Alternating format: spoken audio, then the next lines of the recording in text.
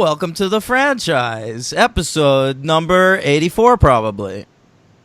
Yes, that was a good call. I am your host, Henry Papali, and this is my co-host, Daniel Ehrenberg, the D-Train, here in Park, ready to get going. We're talking Natty Treasure this week. Yeah, yes, we National are. Treasure, the John Turteltaub classics. We're ready to open the door on the cage. And we haven't gotten the cage in all this time. That's absurd, and I don't even see wrong how it's that will be righted today. Yeah, and we have a guest today. Yes, we certainly do. It's true. We have a real weird sister from one of my favorite podcasts, The Real Weird Sisters, one of the titular sisters here. Her name's Martha. Hey, Martha, I should have asked you this before the podcast. You guys only go by your first names on that podcast. We do. It's not really by choice, but our last names are both kind of hard to say, so we just usually go with the first names. But my last name is Crable. Crable? Go with the A sound. I wouldn't have expected that. Yeah, that's part of why we don't say our names very often, because it confuses people. Okay. Is it Azelson? The other one? That's Oslison. Oslison? See, it's gross. confusing. Is that Scandinavian, Oslison? Yeah, it's Norwegian. Yeah, I'm pretty good with that stuff. Norwegian. I can tell. Norway, not a shithole, as we found out this week. Correct. Oh, boy. Very true. All right. Hey, Natty Treasure. I gotta say something, Martha. This was your pick. I had never seen these movies. What? Yes. Nor I. What? That's right. We're breaking the seal on these babies. Oh, man. Wow. And you've been introduced to such a wonderful world now. Of National Treasure. Yeah. How did you come... now, The Real Weird Sisters is it is a franchise. It's a podcast about the Harry Potter series. Largely about the novels. Each episode covers a chapter of each book. You're up to Goblet of Fire right now, my favorite Harry Potter novel. Correct. Yeah. And so I was on an episode of The Real Weird Sisters where we talked about the Chamber of Secrets movie. Yes, one of our best episodes ever. Thank you. You didn't have to say it on mic as well. It was. Thank you. Now, you on that episode, you stated you weren't really allowed to watch movies as a kid. Well, that's probably a bit of an exaggeration. We just didn't really have much in the way of a TV. We had a really old TV. I grew up in the 90s, and our TV was one of the ones with the knobs for volume, so probably more like from the 70s or 80s, I'm not really sure. And we had 2 channels on it, and we had a VCR, but we really didn't watch very many movies. We got maybe 30 minutes of screen time each week, unless we were sick, and I was sick a lot, so I did get to watch more movies than maybe I implied on the show. But yeah, I did watch more movies than maybe I said, but I didn't watch too many movies growing up, and I'm trying to make up for that now. You were born in the 90s? Which 90 year were you born? 96. 96? I'm a baby. I'm 10 years older than you. Yes, yeah. I'm very young. And Henry's 30 years older than you. I'm like 5 years older than you. Just about Get 5 out of years here. older. I graduated high school in 1996. Wow. Did you really, Henry? I did. That's disgusting. You're disgusting. You're an old guy on this show now. What's it feel like? Finally. Well, no, I felt that way even when Mike Bloom was on the show. Oh, right. He's a little kid. He's like 16. Yeah. So you had 30 minutes of screen time a week. What did you usually use that screen time on? Usually VeggieTales. If I'm being honest. God. Watched a ton of VeggieTales. Are you very religious? Yeah, kind of. My parents are ministers, so yes. Really? Well, really opening a can of worms here. Oh, but really so much. We're gonna have. This is gonna be a real toned down episode, my friend. No, no worries on that. Fuck no. Yeah, I did watch a lot of VeggieTales growing up. Wow. Now, that's a franchise we could cover. There's a pirate Quite a few one, movies. Yeah, right? the pirates who don't do anything. That's right. I think Dan and I sold those DVDs. I know that. We worked in Barnes & Noble, but we shouldn't say that because Natty Treasure is a franchise that supports borders.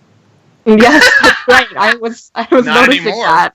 Yeah. Yeah, I felt kind of sad when I saw that Borders sign in the second movie. Yeah. Okay, so Veggie Tales. Now, we asked you to put together a list of your favorite movies of all time. Have you done Yeah. that? Yeah, that's something I had already. So it's easy for me to. Do you want me to go ahead and list those, or? Yes. We'll go one by one. This is a top 10 list? Yes. Okay. My top 5 is the one that's been more entrenched for me, but I had to make sure I had my top 10 nailed down here. But the top 3 are sort of a tie, and it's always surprising to people because they're very different movies. Should I go in that order? Start at 10. We Start got to at 10? start at 10. We got to Okay, start okay. at 10. Yeah. Okay, well, 10, there's definitely some of these are like sort of guilty pleasure movies on here, but number 10 is 10 Things I Hate About You. 10 Things I Hate About You by the great Gil Younger. I can't believe I know that director off the top of my head. Yeah, I'm a fan. What, Save Ferris? They're in that movie? Not quite. No? Letters to Cleo? Oh, yeah, definitely. Yeah, that's what I was thinking of. Yeah, Letters to Cleo. That's Sure. the Shakespeare Taming of the Shrew, It right? is Taming of the based Shrew, on the yes. Taming of the Shrew. It should be noted that I acted in Taming of the Shrew in high school, where I Who did- played the Heath Ledger role of Petruchio. Really? That's right. Really? Yes. Wow. You and Heath Ledger, huh? Me, All right. me and Heath Ledger, I originated that role. Heath Ledger later performed it. And Right. I forgot my lines halfway through a long monologue, like a soliloquy in the middle Yes. of the play. And I started quoting lyrics by the band Live from the song The Dolphins Cry, and nobody noticed. Oh. So there you go. well. I got away with it. Nobody really pays attention when they are forced to go to those things anyway, so that's fine. Yeah. What a production it was. I'm sure it was amazing. It's true. Yeah. All right, number 9. Number 9 is Moulin Rouge. Ooh, Moulin All right. Rouge. I'm not a fan. What do you see in that one? Oh, I just think it's really fun. I love the music. I love Ewan McGregor, and yeah, I watched it actually last night again, and I was like, yeah, I'm definitely putting this in my top 10. I think it's really I like the range of emotions in it too. It definitely gets me at the end. Sure. I will confess on this show. You have before. Go on. On this, I did. I think so. Go ahead. I think to you I did. I don't know if I did, but anyway, maybe. When I saw it in the theater, I thought it was great. I was very entertained. I was kind of in love with Nicole Kidman at the time, but I thought it was a great movie. I then subsequently watched it a few years later and couldn't really understand what was happening to me at the time of watching it, because I really, really, really hated it and couldn't take it. But hey, at a certain time in my life, I did like the movie very much. I've been a burlesque dancer me whole life. Right. It's my classic Nicole Kidman impression, Martha. What? Her New York accent. Can I ask you a serious question? Did that movie introduce you to Nirvana?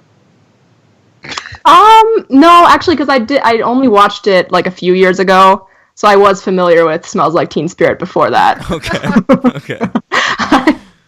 I do know some pop culture. Got it. I just thought because it was 90, you would have been 5 years old when that movie Yeah, came out. no, I didn't watch it until like a few years ago. Okay. Yeah. What's number 8? Number 8 is Inception. Oh, Yeah. Hank, that one's for you. Great film. Great movie. Good choice, Martha. Thank you. First time I'm not getting ripped apart for this list. Not at all. I genuinely like 10 Things I Hate About You. And I didn't see that. But What? Yeah, Dan is no. I don't think I ever saw it. But Dan is not a Christopher Nolan too big of a fan. But I'll tell you am. what, the more Christopher Nolan movies I watch, the more I appreciate Inception. Yeah, you did say that about Dunkirk. Yeah. Dunkirk. All right, Inception. Let's go. All right, Okay. number 7. Number 7 is Enchanted. That's Amy Adams. She's a Disney Yep. princess, kind of.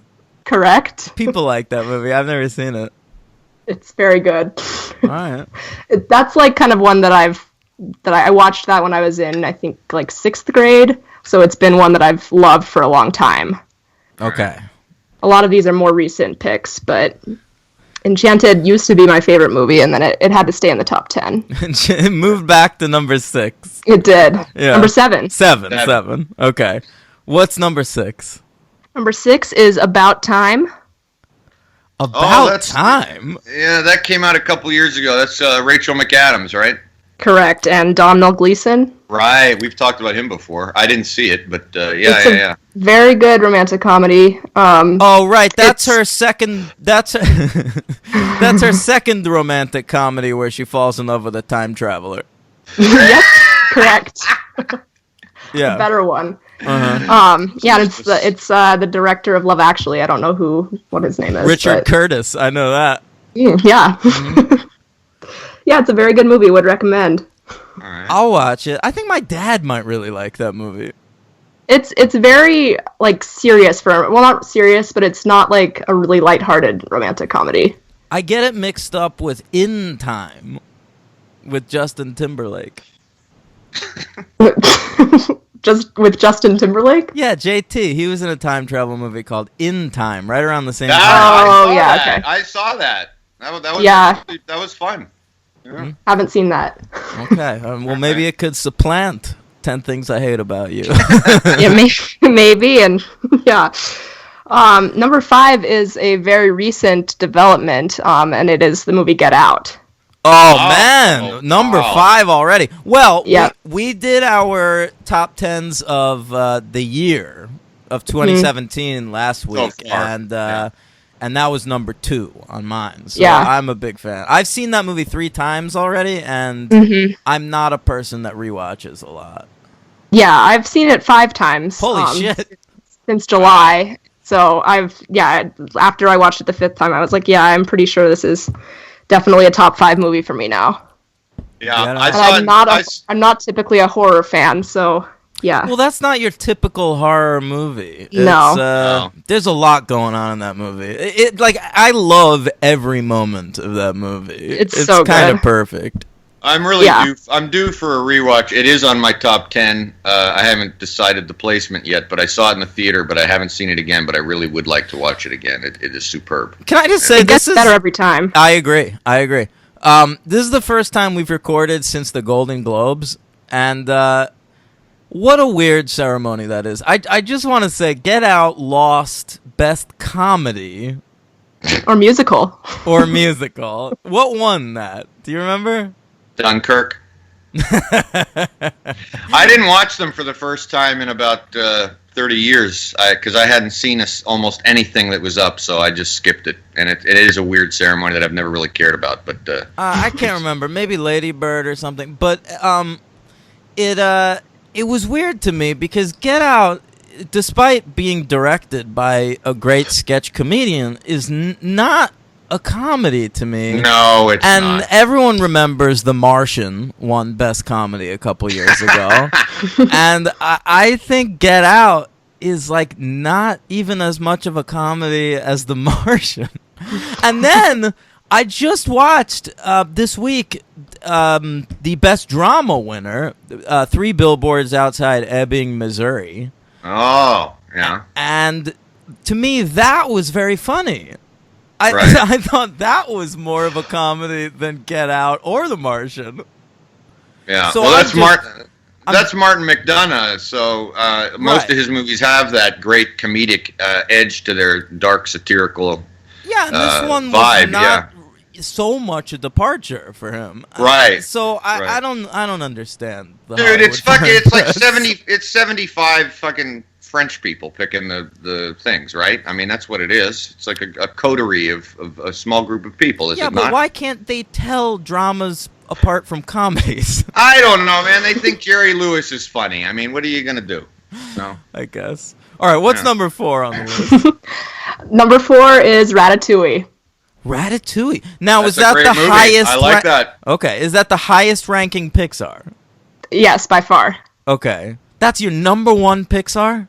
Oh, for sure. Yes, I'm a big champion of Ratatouille. I can see that. I liked Ratatouille immensely when I saw it, and I'm It's- not an animated guy, but when I've seen Pixar movies, I've seen enough of them. That's way up there. I love Ratatouille. Don't be It's so hard very- on yourself. You're very animated. I'm Clone Wars animated, man. Oh boy. Ugh. Yeah, Ratatouille. So, have you been to France? I actually have not. No, You were just in like Germany. I was. Yes, I studied abroad in Germany last semester. Did you love that? I did. Yeah, it was very fun. I've been to Germany. It's great. Oh yeah, Yeah, where I in went- Germany? 4 different cities, but the biggest one was Berlin, and it was fantastic. I love Berlin. Yeah, Yeah, it was an amazing town. Yeah, town. the town. Little shanty. Yeah, it's great. Yeah. And they spoke English. Everywhere else I went, nobody spoke English, so maybe I was partial to that. But Yeah. I used to be scared to go there as yeah, a you Jew- know, as you a- should be. You as should a be. Jew, but Oh. but honestly, I think there's more Nazis here now. I agree. Yeah. Yeah, I So, agree. and my best friend who is Jewish, not my best friend, but he's gonna hate this. I mean, one of my best friends, Josh, he lives there with his lady and his baby, and he like is obsessed with it. He's way into it. So maybe I have to open up to Germany. It's a pretty cool place. Yeah. All right. So that's Ratatouille. Yeah. What's number 3? Number 3. So okay, like I said, the top 3 are sort of tied. Like they kind of I go back and forth in what's number 1 and what's number 3. But for the purpose of this podcast, I said that Mean Girls was number 3. Mean Girls. The plastic. Man, Rachel McAdams making a big showing on this I list. do like me some Rachel McAdams. I like the one she did with Noomi Rapace, the Brian De Palma film that came out a few years ago. Oh man, what the hell is it called? I don't know Neither what of you're you seen talking it? about. Really? That's I okay. don't know any of those names. Oh, okay. I'll be the girl with the dragon tattoo there, Martha. Oh, she's in Girl with the Dragon Tattoo? Noomi Rapace's. Yeah, the original girl with the dragon tattoo. Yeah, I'll look it up. You guys keep going. McAdams, I like her from, she's a blonde in Mean Girls. I She is. tend to prefer her brunette performances. I agree. I actually do agree. She's not my favorite part about Mean Girls, but I love Tina Fey, so... Yeah, Man. right. That movie's got the Tina Fey edge. It's a joke a minute. You know, I'd never seen Mean Girls until after college. Yeah. And a girlfriend made me see it, and I enjoyed it. But I get the sense like if I saw that movie in high school, I'd be like all over it. Yeah, that's probably part of why I love it. I think also for me, it's just one of those movies that I can just watch anytime that, if I'm, bored or something, that'll be a movie that I can turn on. It'll always make me feel in a better mood. It's just a really good movie, I think, for that purpose. Who's the dude in that? Jonathan Bennett. I don't even know who that is. He's the host of Cupcake Wars on the Food Network.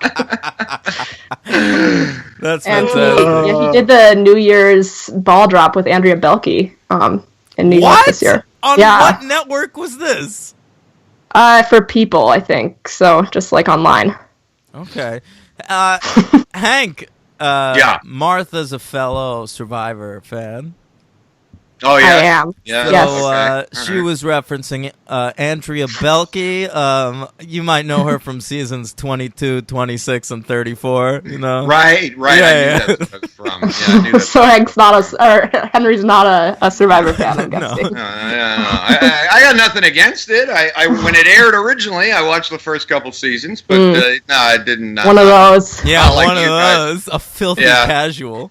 Didn't get me. Oh, that movie I was speaking of, by the way, was called Passion, and it's an excellent Brian De Palma movie. Yes. I love Brian De Palma. I never saw that one. It's excellent. All right, Yeah. what's number 2? Number 2 is Hairspray.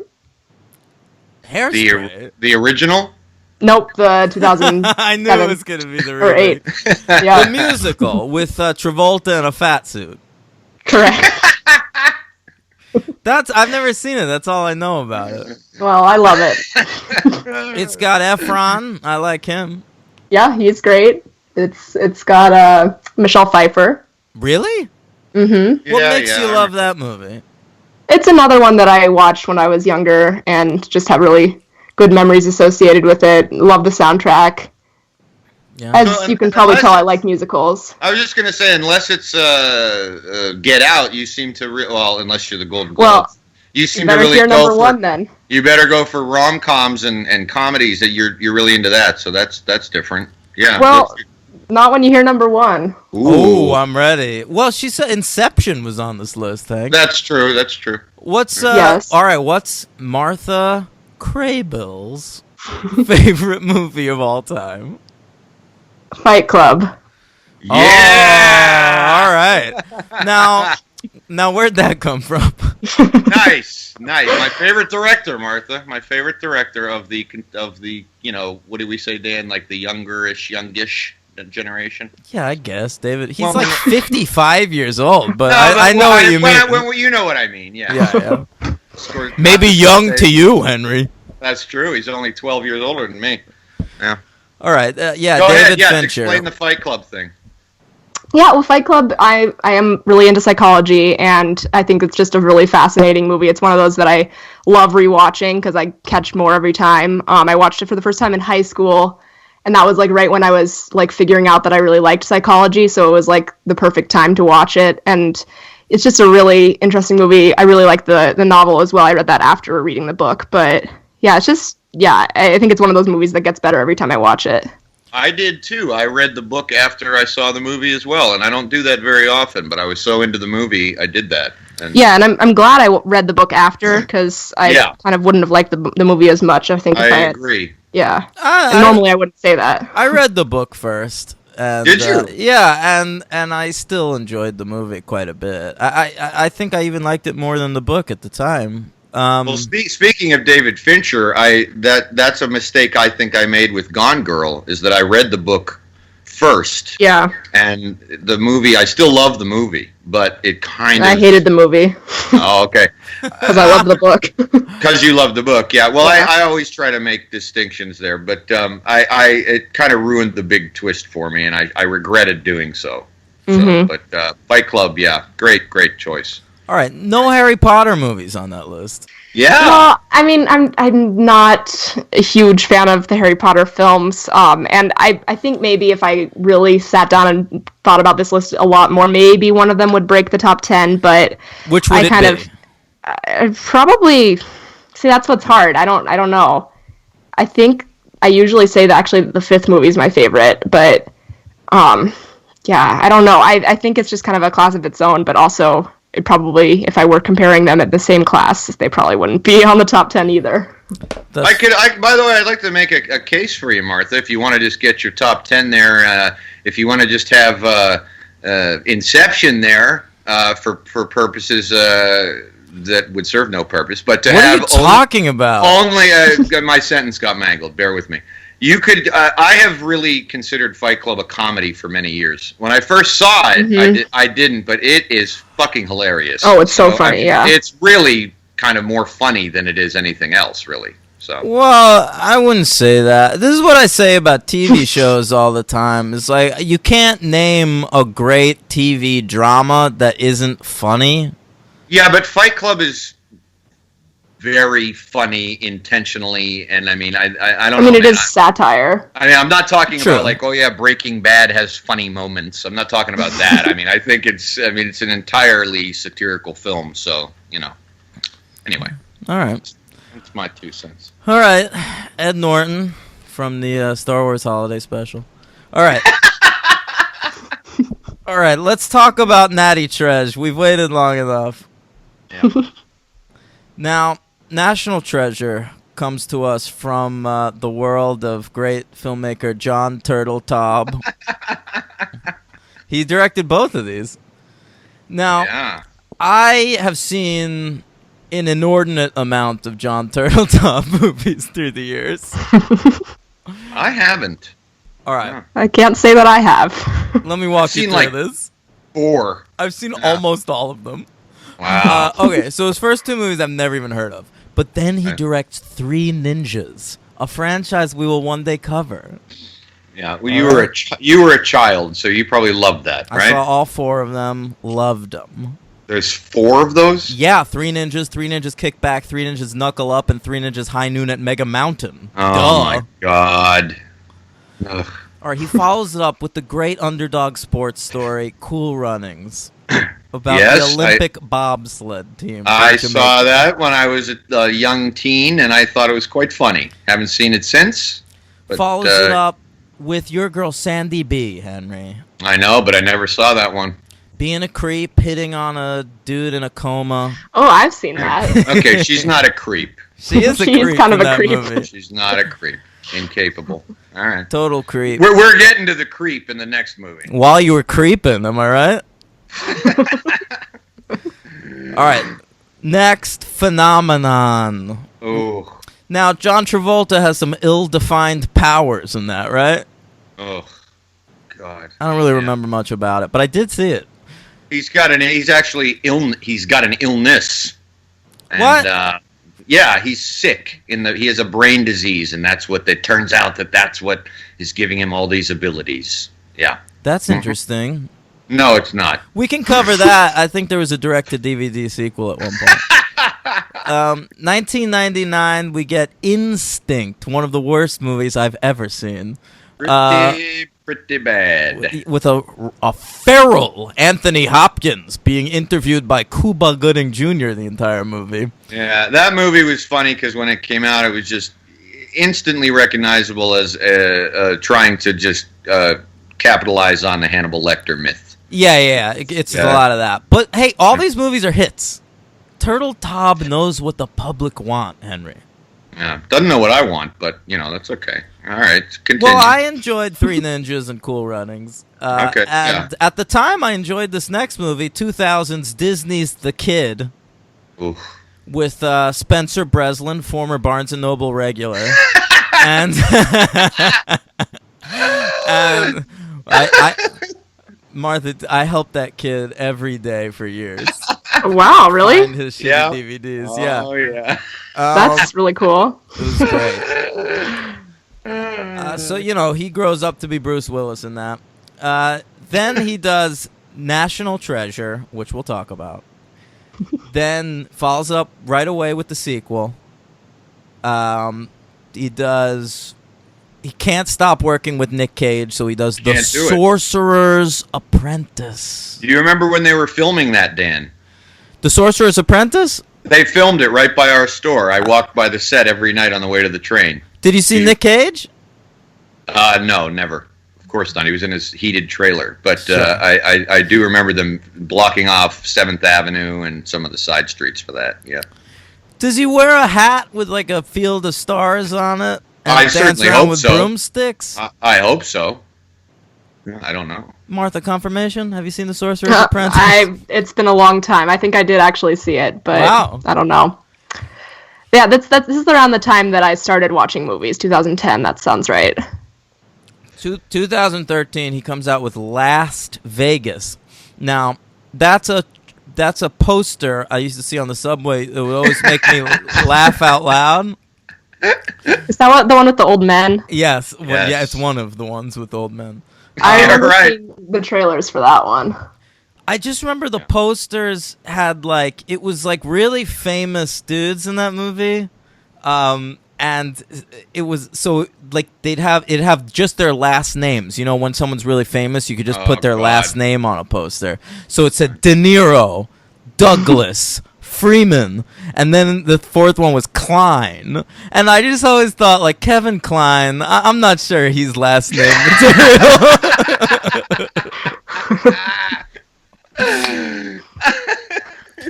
Turtle Tob's also directed some pilots.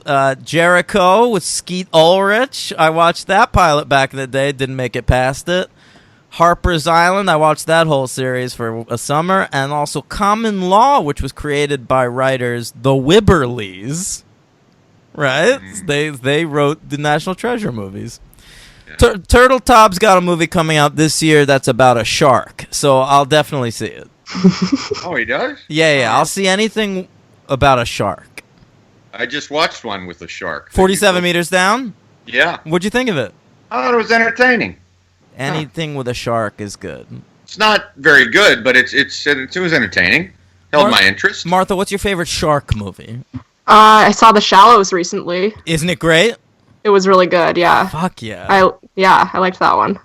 Have you ever seen Jaws, Martha? Nope, I have not. All right. When we're finished recording, you need to No, go watch don't pull Jaws. that move. I'm Wait till familiar summer. with Wait till it. summer. Yeah, it's just one of those movies where I'm like, I feel like I know what it is, so I don't know if I need to watch it. Maybe I don't. Ooh. All right. I'll probably watch it eventually. All right. It's on my list. You should. It should be. Turtle Top is also on the. He directed the Rush Hour TV pilot. Henry, remember we tried to watch that and couldn't find hide nor hair of it on the internet. That's right. You know, I was trying to remember if we watched it. That's how memorable it was. And that's why, right? We just could not get it. Yeah. Yeah. Okay.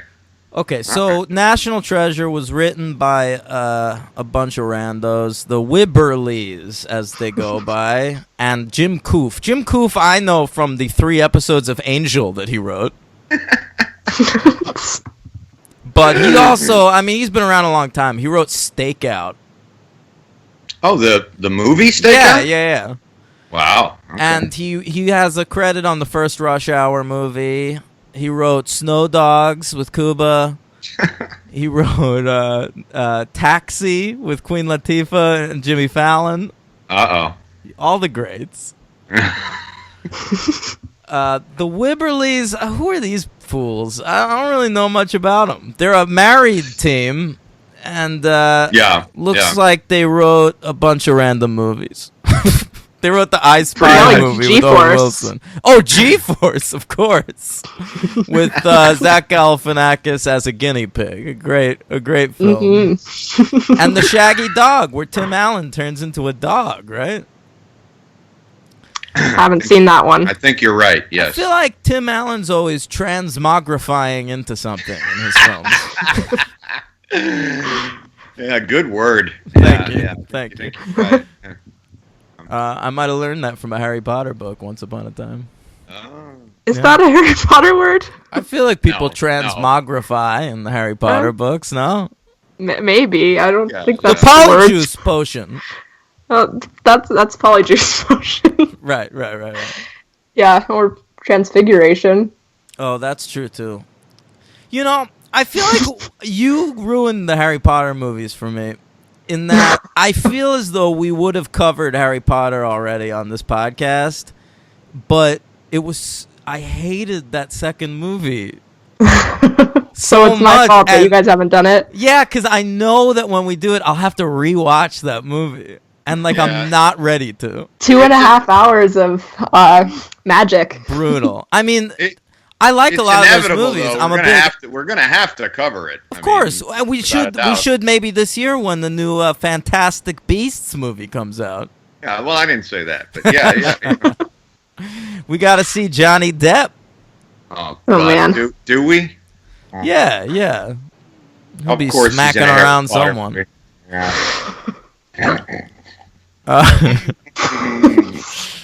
I just did my first spit take of the episode. Great. Oh. Treasure, it was released November 19th, 2004, a Thanksgiving release, a PG release from the Walt Disney Company. Mm-hmm. Yeah. A budget of $100 million, and, a box office of 347.5. Wow. What a Pretty hit good. this was. What a Not hit bad. this was. I have here the top 10 movies of 2004 at the box office. National Treasure is on this list. All right. And you hadn't seen it. Wow. Yeah, it's crazy. Let's see. Is this the last one on the list? Yes, I have now seen all of the top 10 of 2004. Boy. Yeah. All right. Number 10 was the Polar Express there. Yeah. Number 9, National Treasure. Number 8, Born Supremacy. Number 7, The Day After Tomorrow. 6, Harry Potter and the Prisoner of Azkaban. Okay. My favorite Harry Potter movie. Yikes. I know. I know. disagree. I know you All right. do. I know. What? Because they added a bridge or whatever? Oh man, don't get me started on all the things. No, they please, changed. please get started. Get no. started. We'll have you on the podcast when we cover it. Yeah. We're gonna, you can dish it out, man. Go ahead. I can, yeah. I mean, I have. Please do. Good. Yeah, no, they have already done an episode on the Prisoner of No, Azkaban. I didn't mean that. I meant dish it out in general. Who's on Like right that? now? Haley Strong. Yeah, Haley Strong. Yeah, she's great. That was a delightful episode, even though I disagreed with almost everything that was said. Well, Tim liked the movie. No, I know. Tim had my back on that one, but Yeah. I expected that. That's a sad place to be when Shut Up Tim is on your side. That's true. That's true. Number 5 here, The Incredibles. Number 4, Meet the Fockers. Lots of franchises in here. Number 3, The Passion of the Christ. Number 2, Spider-Man 2. And number 1, Shrek 2.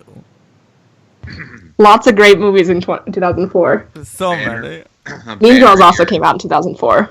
That's true. It didn't quite crack the top 10. No. All right, so let's talk about National Treasure. We open on, rapist replacer Christopher Plummer. Talking. Why don't you want to let Martha give a little bit of the plot outline? Since it's her. Sure. Where do we begin, Martha? Well, I mean, that is how we start. We have the backstory of Benjamin Franklin Gates as a young boy being told by his grandfather about the Freemasons and exactly all the treasure hunts that they've been on, and they've never been able to find this mysterious Charlotte. So that's the main part of the intro. We also have Patrick, Ben's father, who is very anti-treasure seeking. So that's going to come into play later on in the movie. Right. And that's John Voight wearing a shitty wig. It's a bad wig. Yeah. Now, Nicolas Cage's character and John Voight's character and Christopher Plummer's character, who are they trying to name them after? Because I couldn't figure it out. Nobody. They're just the Gates family. Yeah, that's Okay, that was kind of a joke because neither of you got it. All right. Nicolas Cage is named Benjamin Franklin. John Voight is named Patrick Henry. Christopher Plummer is named John Adams. All right. Well, listen, Henry, I know you're a history buff. So No, I threw that out the window for this film. get Yeah, your you kinda have history to. in there. Oh, no, I wasn't worried about that. No, I thought you guys, no one pointed that out. Their names are pretty, subtle. Henry, It what's your always take cracked on me that? up that What's his your name is take- Benjamin Franklin Gates. Ridiculous. I mean, Very ridiculous. What is? Just that his name is Franklin Benjamin Gates. Franklin Right, of Gates. course. Yeah, I know. Yeah. It's great. BFG. Oh yeah, Another great film. the BFG. Yeah. Yeah. Yeah. Gates and Cage, two things you open, which I think solves a mystery at the heart of this film. Henry, now, the Freemasons, that's true, right? Yeah, I don't give a shit, but yeah. No, I'm just saying. That's nothing against the movie. Yeah, the Freemasons, sure. Mozart was a Freemason. I mean, it's just it was like a fraternity type thing back in the day. Yeah. Yeah, that's all. Okay, It's- now, yeah. but in this movie, we learn a lot of history of the Freemasons. Now, I think they built the pyramids, and there's one They shot. built everything. I love that shot of Christopher Plummer's eye, and it fades above a pyramid to, Yes. to mimic the back of the dollar bill. Mm-hmm. Because there's a lot of clues on the back of that dollar bill. There's a lot of clues everywhere, man. Yeah. There really are everywhere. Here's what I learned from these movies. Yeah. Every national landmark in the world, not just in America, has something to do with the Freemasons, and it's like every landmark is attached to a pulley system governed by a locker combination. True. And if you find the locker combination, the pulley system will reveal either a clue, usually a clue, but occasionally treasure. Right. Yeah. It just leads to another clue. Doesn't John Voight say that a lot? Yeah, well, He does. Voight's a real skeptic in this first movie. By the second movie, he's learned the error of his ways. Yeah, sure. Yeah, Finding a ton of treasure will do that to you. sure. He learns to believe in his son, too. It really is a father-son bonding kind of a movie, even though John Voight disappears for the entire second act. A little He bit comes of back. little He bit of does. Last Crusade going on there. Yeah. Well, a little bit of Indiana Jones in this entire movie, really. A lot of it. It's yeah, very yeah. Indiana Jonesy. Yeah. And I don't know, maybe I'll just say right here, I had fun watching it. Okay. Nick Cage was in top form. I think he was really committed, giving one of his strong action-y performances. This is the Nick Cage of Face Off. This is the Nick Cage of Con Air. Yeah, I agree with that statement. Yeah. Yeah. He is definitely into it. He's not sleepwalking. Yeah. No, now he's got. Tell us about his team. I mean, to say whatever you want, Martha. What comes after that? Should we go to the Arctic Circle? Well, that's where we go next in the movie. Right. This scene always kind of was weird to me. I'll say up front, National Treasure 2 has always been my favorite of the two. And I think that's partially because in this one, the villain that we have is Ian Ho, and he's played by Sean Bean, of course. And he's just I don't really understand who he is. There's never really any explanation. He's sort of on Ben's side at the beginning in this Arctic Circle scene, and then he just turns out to be a real bad dude. Yeah, he makes a heel turn pretty fast, and Yeah. I think partly I don't think the character, the villain in the second movie, is much more defined than this one. But I just think Ed Harris is such a more charismatic performer than Sean Bean is. Yeah. He is, Sorry, and Game of Thrones nerds. Yeah, I agree with you, though. I do love Sean Bean. I think he's a really good actor. I mean, he's a superb villain in another franchise we'll get to eventually, the Jack Ryan franchise. Remember him in Patriot Games? No. Oh, yeah, he's very good. I like Sean Bean. But you're right, Ed Harris, come on. Yeah. Yeah. Okay, so what are they on a boat under ice? They're find a going boat to very find quickly. the Charlotte. Yeah. The Charlotte, Very quickly right. they find it, yes. Well, very quickly they find everything. Every time they're at a crossroads in this movie, Nick Cage just needs to think for a few seconds, and he's like ice, boat underneath ice. Let's Eureka! dig. Yeah, I love that when he digs under the ice too. He digs right where the name of the boat is. He uncovers the ice and it just says Charlotte. Pretty good. Pretty good. Great stuff. Yeah. So they find out there's going to be a map on the back of the Declaration of Independence. Yeah, and this is the super exciting line that everybody quotes. I'm going to steal the Declaration of Independence. But it takes a while before he actually says that, right? I think so. And they topped it, and they managed to top it in the second one. Oh, they definitely top it. That's another reason that the second one is better. Okay. Well, I'm not quite there yet. So they go to D.C. It's a real globe-hopping movie. We're mostly America in this one, though. We go around the world in the second one. Right. Yeah. And what happens? They meet up with Diane Kruger, who's the love interest. Right, she's the man that they're gonna take down, and then they discover she's not a man. So then it's oh, she's a cute man. She's a sexy lady, as long as she shuts her goddamn trap. Okay. Definitely the worst part of this movie. I mean, I'm not a big Ben Gates fan, period, but I really was definitely turned off by all the time he tells her to shut up in this movie. It's really bad. Okay, be nice to her, please. Yeah. Diane Kruger giving easily the best performance in this movie. is relegated to being the girl who's going to eventually bone Nicolas Cage, which is never an enviable place to be. So, I mean, she does, right? They rescue her from the clutches of Sean Bean, and then they're like hiding out for a second, and Nick Cage has this like charming monologue about how she turns out not to be such a bad person as long as she shuts her fucking mouth for 2 goddamn seconds. Yeah, I think that was supposed to be like funny, but it really does not hold up. Well, it's supposed to be charming because then they have like a callback to it later in the movie. Like when they finally get together, it's like they like kiss, and Nicolas Cage is like, "Oh, as long as you shut your lady pie hole," and Diane Kruger's like, "Oh, Nicholas," and then they kiss. Yeah. Not the only movie where Diane Kruger is repeatedly told to shut up.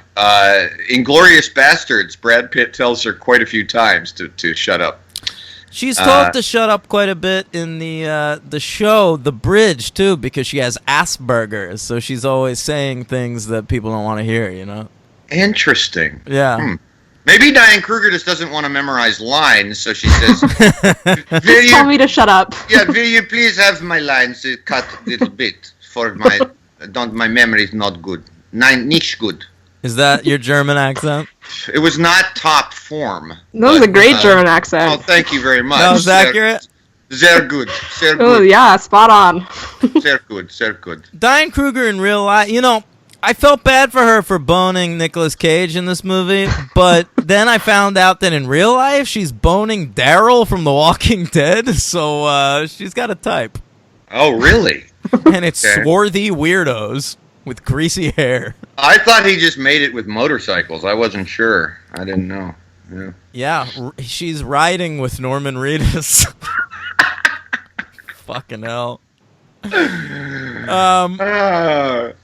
Okay. Grinding halt. Okay. Now, so what comes next? How do you feel about, talk about Bartha, your namesake?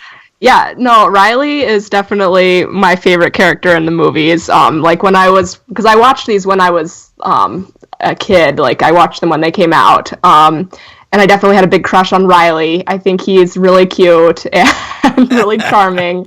Yeah, I just think like I always feel really bad for him. And then in the second movie, he definitely gets to like have his moment where he like teaches everybody, so it's just a good redemption arc for him. He's really funny though. He cracks me up still. Yeah, Justin Bartha at the time was best known for playing the retarded brother in Geely. And I don't know if either of you have seen Geely.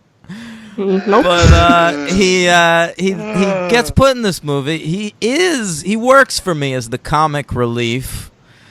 And, then obviously this movie launches him into a role in one of the biggest comedy franchises in the world, in which he's left on the roof the entire movie. Never gets a chance to be funny once. That was like the main reason I wanted to watch The Hangover, is because I was a big Justin Bartha fan, and then I was so disappointed because he was not even in the movie. Martha, you're the only person in the world that saw The Hangover for Justin Bartha. I will wear that crown with honor. God bless you. I have a question for you guys, and I'm going to call this segment of the show "Coincidence, Code, or Conspiracy." Henry, you got a theme song for that? Oh, yeah. Actually, it's funny that you said that. Did you record one? Yeah. Can I pull it up? Yeah. Please do. All right, just hang on 1 second. All right. Yep. Coincidence, conspiracy, or code? Interesting. It was code or conspiracy when you presented the idea, but in the theme song it's reversed. Right. I forgot how when I recorded it. If you want to hear it again, I can pull it up. No, thank you. So, do you want to know what it is? Yes, go ahead. Oh, wait, I hit the button again. Coincidence, conspiracy, code! Oh, you sped it up that time. A little 2X performance. Well, yeah. So, Justin Bartha and I have something in common. Birthday? July 21st, 1978. To the day. Wow. Coincidence, what conspiracy, or code? What time, Henry? That I don't know. I have to find a clue. There was a clue that I have to go to the beach, find a seashell, look underneath the seashell, and that will lead me to another code out into the ocean, and there I will find a boat, and that will lead me to a further clue, finding this answer out. But I am hooked. Okay. Do you think it's a coincidence? No. Do you think, are you sad that Justin Bartha got so much and you got so little? There's a little envy there. There's a little envy there. You would love to be the fucking comic relief in a National Treasure movie. Yeah.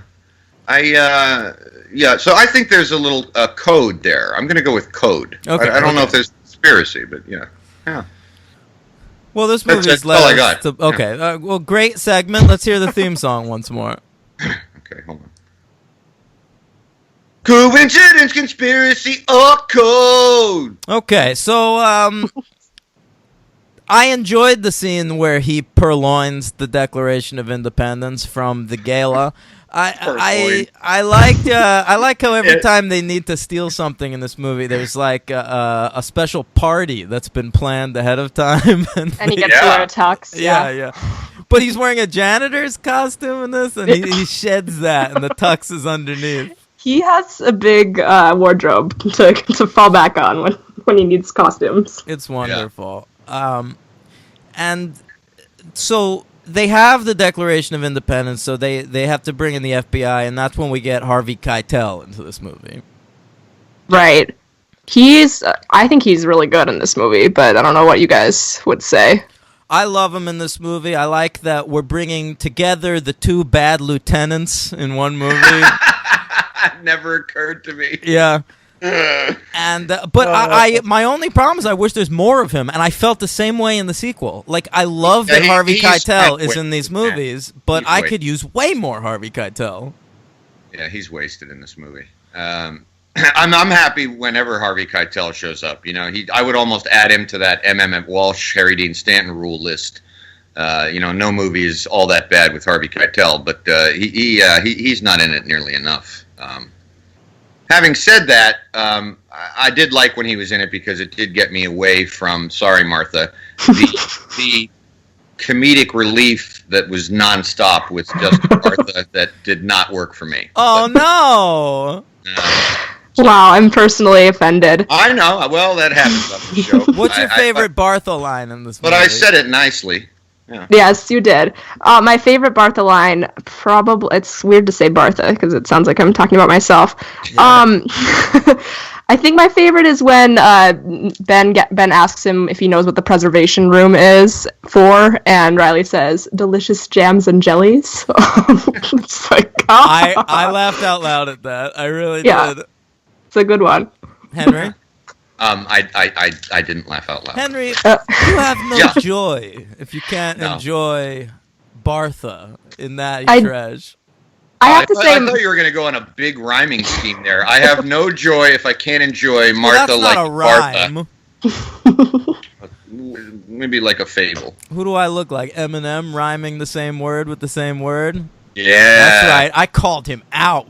Oh, please do not disparage Eminem in my presence. Hey, I love Eminem, but what's up with that beard he's got now? Come on. No, yeah, I'm not. I'm not condoning the beard. He's playing Green Arrow in the next DC installment. That can't be true. Nope, but it would be great if it was. Well, they tried to get him to. I remember when that movie Wanted came out. They tried to get him for the James McAvoy role, and he turned it down. Oh. He's a good actor. Yeah, I love myself some 8 Mile. Good movie. movie. 8 Mile was almost on my top 10. Whoa. Really? Wow. Is he your favorite rapper? Yes. That's racist. No. I love Eminem. He's great. What's your favorite Eminem song? It's hard. I think probably Beautiful. Beautiful. What album is that on? Like Relapse or? I think it's on Recovery. No, it's on Relapse. I think. Okay. Is that the one with his face in the red background? I think it is. Yeah. Yeah, it's Relapse. Okay. But yeah, I did want to say my favorite part of Riley in the movies is not actually the comedic relief. I think the scenes where he's hacking the security systems are like the most epic scenes of like any movie I've ever seen. Particularly in the second movie, but the scene where he's in the van and that's how Ben's able to get into the gala. I just think it's very, with the way the music plays with that scene, I really am a fan of that. And I think Riley's smarter than maybe we give him credit for. No, he's the whole operation as far as I'm concerned. Cage couldn't do shit without this guy. No, seriously. Yeah. Bartha, I mean, while Nick Cage is like dicking around with some French police officers in the second one, Bartha's like training a motorized airplane to get a shot of a proverb on a Statue of Liberty. Henry, are there really 3 Statue of Liberties? That was something I didn't know. And one of the few things in this movie that probably is true. I didn't know that, though. National Treasure taught you something, then. I learned it. Yeah. I mean, I knew there was one in France. Where did they say the other one was? I don't remember. Okay. Don't remember either. Oh, okay. Good. So they're on the run from the FBI, and the biggest conspiracy, and honestly, probably the least believable thing in this movie is a bunch of old people shopping at Urban Outfitters in 2004. Yeah, that's where the movie lost me. I couldn't get past that. Yeah. That's fair. It was a problem for me. 2004, they're going in there, they're playing Interpol, probably. Cage doesn't know what's going on. Interpol. Yeah. I don't know. Animal God. Collective. Well, to get down and serious for a second, I'm ready. One of the hardest things to believe for me was actually, and I want your opinion on this, Martha, especially, was that the founding fathers, I think, for the most part, most of them at least, not all of them, were pretty smart guys, pretty brilliant guys. But this movie makes them out to be fucking geniuses. I mean, beyond anything. I mean, Ben Franklin was undoubtedly like the genius, great inventor and all that. But wow, man, I don't know who. The Wibberleys are smarter than the founding fathers. I mean, these guys, wow, they were busy. Henry, what were you being sarcastic? Are you denigrating the founding fathers of this great nation? I am questioning the intellectual capacity and, moreover, more so the time they took, besides getting this country kind of together. What else were they doing at the time? I think writing the Constitution. And no, they'd already written it. Fending off the Brits all the time.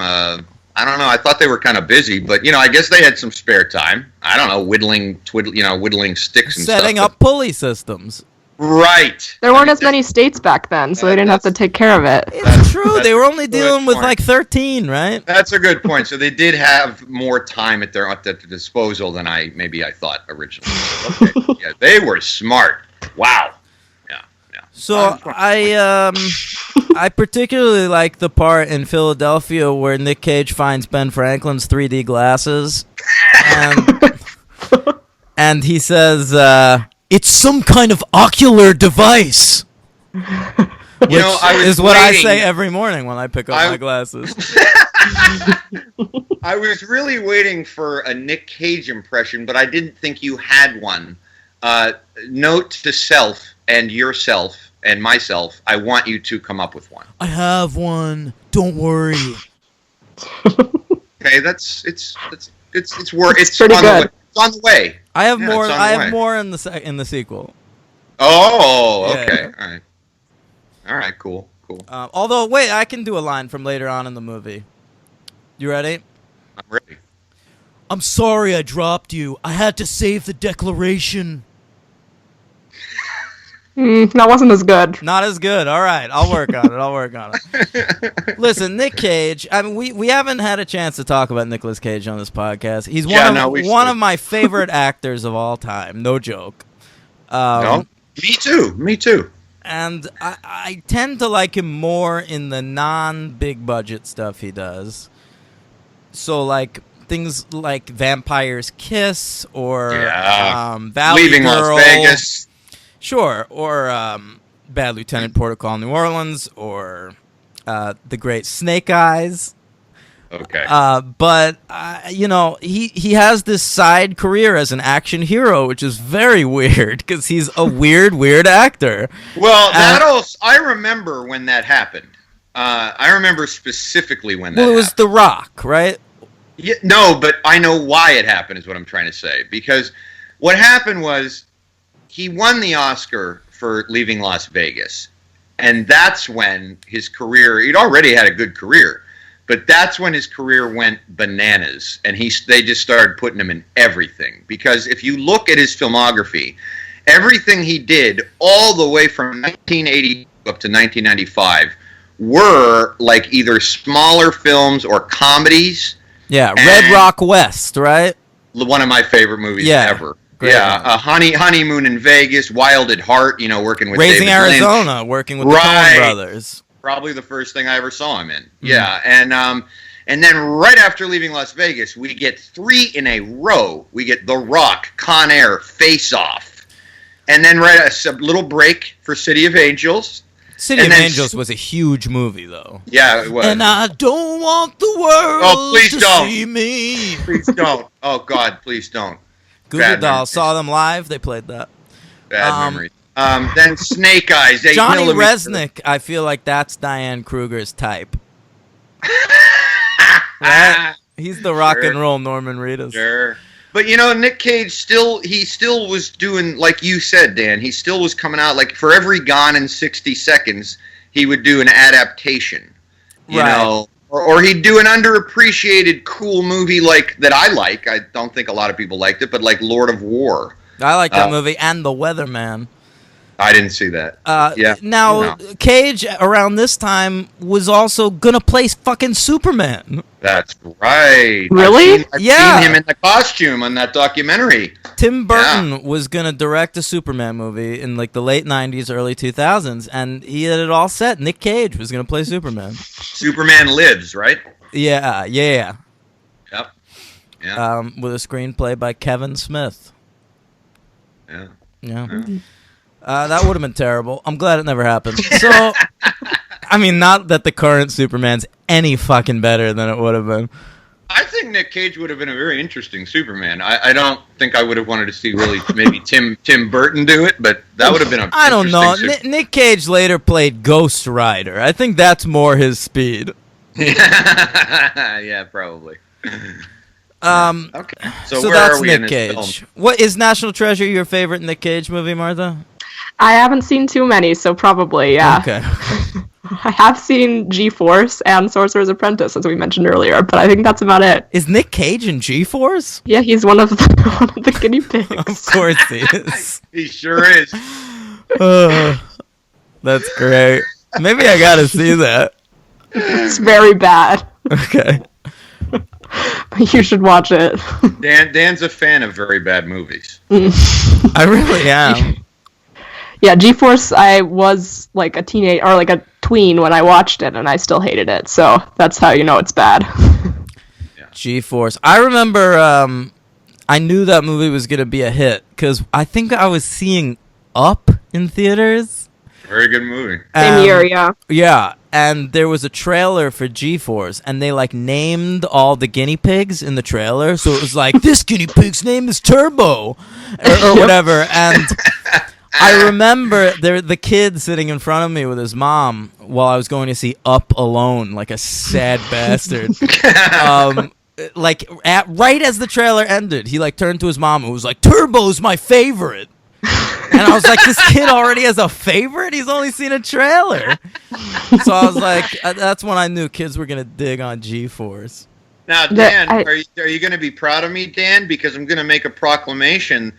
you've been trying to school me for 84 episodes, but I don't know the answer. But is Up a Pixar film? Yes, it is. All right. Yeah.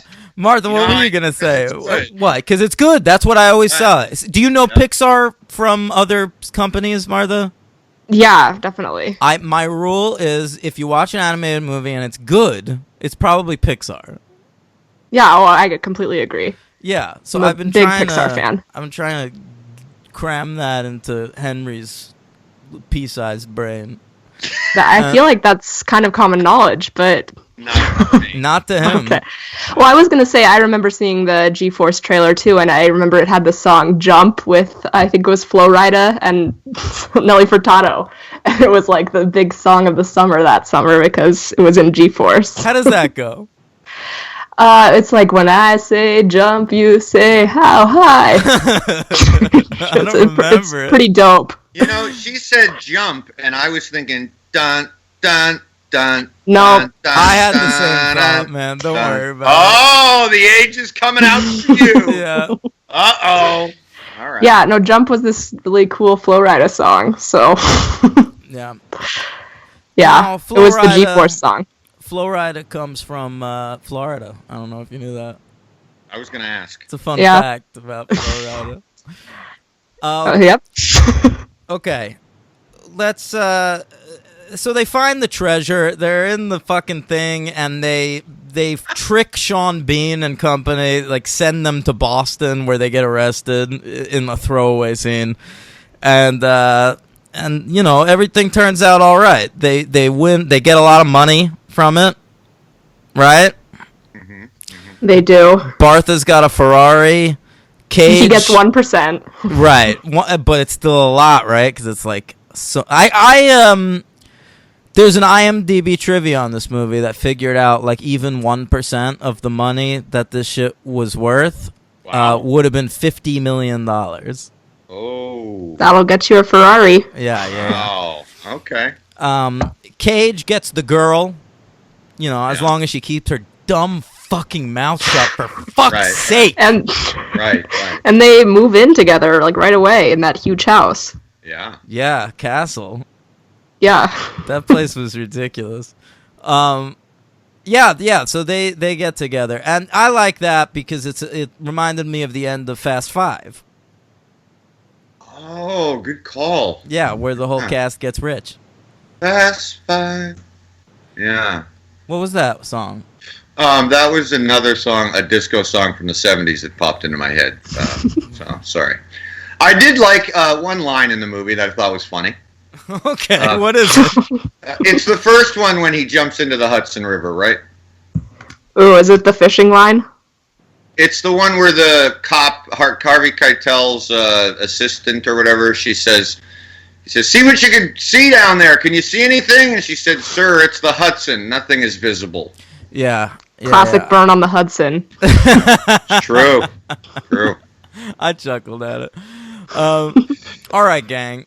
That's National Treasure covered. We skipped over so much. I know. Martha, this is your opportunity. Say what you want to say about National Treasure. I mean, we talked about the Urban Outfitters scene a little bit, but I do think it's pretty funny. It's right after they've met Ben's father, and Abigail's like asking why they have this dysfunctional relationship, and he like leans over. They're like changing in the same changing room for some reason, and he's like, "Have you ever told anyone, not a relative, I love you?" She's like. And she's like, yeah, and then she's like, more than once? She's like, uh-huh, and he's like, my father would have a problem with you too. Like, that's apparently like Patrick's big issue is with Ben saying I love you to people, but that doesn't seem to be actually part of the plot, so that was one inconsistency that I noted this time around. A bit of a right. non sequitur. It must come from they must be setting up Voight's fraught relationship with his ex-wife. I think Fine so. in the second one. Yes. Also, I think that's a pretty cool scene with the little kid at the Franklin Institute that Riley is giving $1 to go get the letters of the cipher each time he comes back with 4 letters. pretty fun scene. I thought that was okay, but I think your crush on Bartha might be getting the best of you there. No, it's because I like little kids. That's okay. probably why. Yeah, then I also noted they forgot about daylight savings time. That's a pretty epic moment. Oh yeah. Well, right. that's Bartha's shining moment, right? Yeah, He exactly. knows about daylight savings time. Good Right. heavens. Oh, yeah, because it's like, oh my God, we had to be there by 2, and it's past 2. And he's like, guys, daylight savings? Yeah, he's like, I can't believe I know something about history that you guys don't. Also, George Washington campaign buttons is like the foundation of Ben and Abigail's relationship. Yes, and I Yeah. read that George Washington never had any campaign buttons. Yeah, I thought that was weird. I Like he campaigned.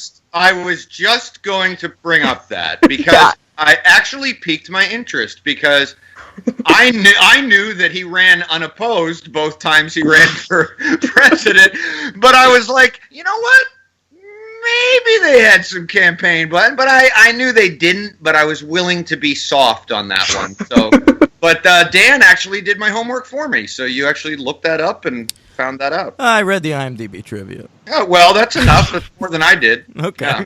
Yeah, he wouldn't have had any campaign buttons. He was Well- actually quite against campaigns and parties, for that matter. So, a little history there. Yeah. Thanks, buddy. Who'd you vote for in the original election back in '76? There was no election in 1776. His first election was 1788. Yeah, Yeah, I actually voted for John Adams, but bummer. he came in second. That's how it was done back then. So I hear you. that was a really good old joke. By Thank the way. you. Yeah, I thank was you. gonna Well say. done. It's really good. I Really appreciate it. Very creative. I know. When you first voted in last year's election because you just turned 18, how was that? Was that exciting? How dare you? I voted for John Kerry. That was my first election. Oh, My okay. first election was last year, so you can make that Yeah. joke against me. Who'd you vote for? What do you think? I don't. Well, let me ask you a question. Do you want to make America great again or not? I do, but not that way. So, Hear, hear. Hear, hear. oh boy. Okay. You voted for Hill Dog? Yeah, duh. Yeah, me too. All right.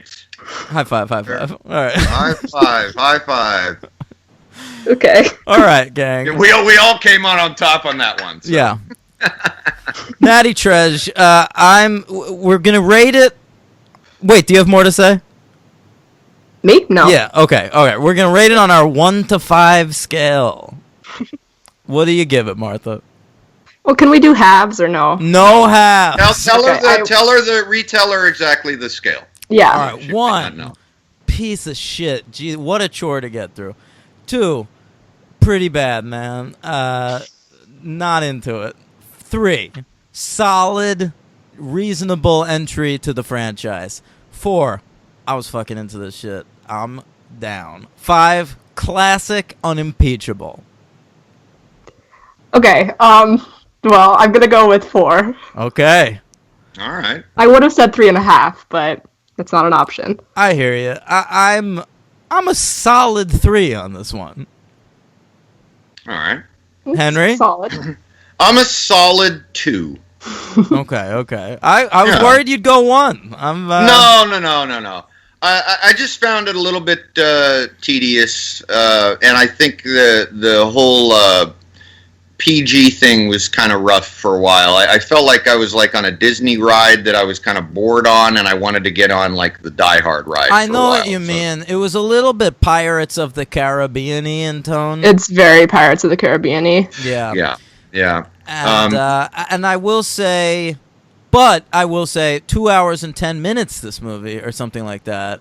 It was long. And didn't feel long to me. I Felt was long to me. entertained the whole way through. Yeah. And we also do MVP and LVP, Martha. Yeah, I have mine written down here.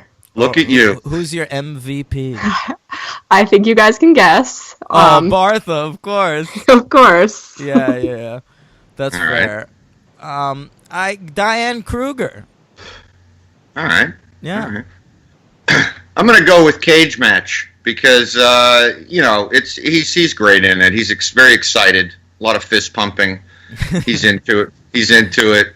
I dug he it. is playing a character. It is like a stock Cage action performance, but he definitely, like Benjamin Franklin Gates, is a definable character. He is.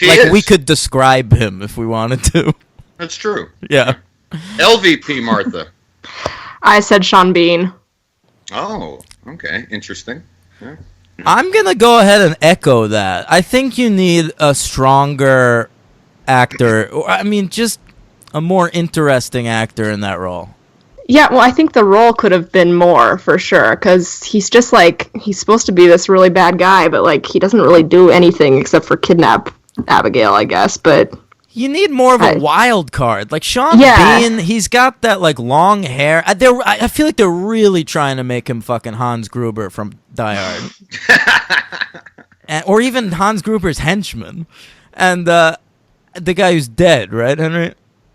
Yes, the belly dancer, yeah. And I don't know, if you pop someone else in this movie, like, I feel like that's what you need in, like, just a silly comedy, a silly action movie like this. Like, I've always appreciated that in the first Charlie's Angels movie, they just threw Crispin Glover in there. Yeah.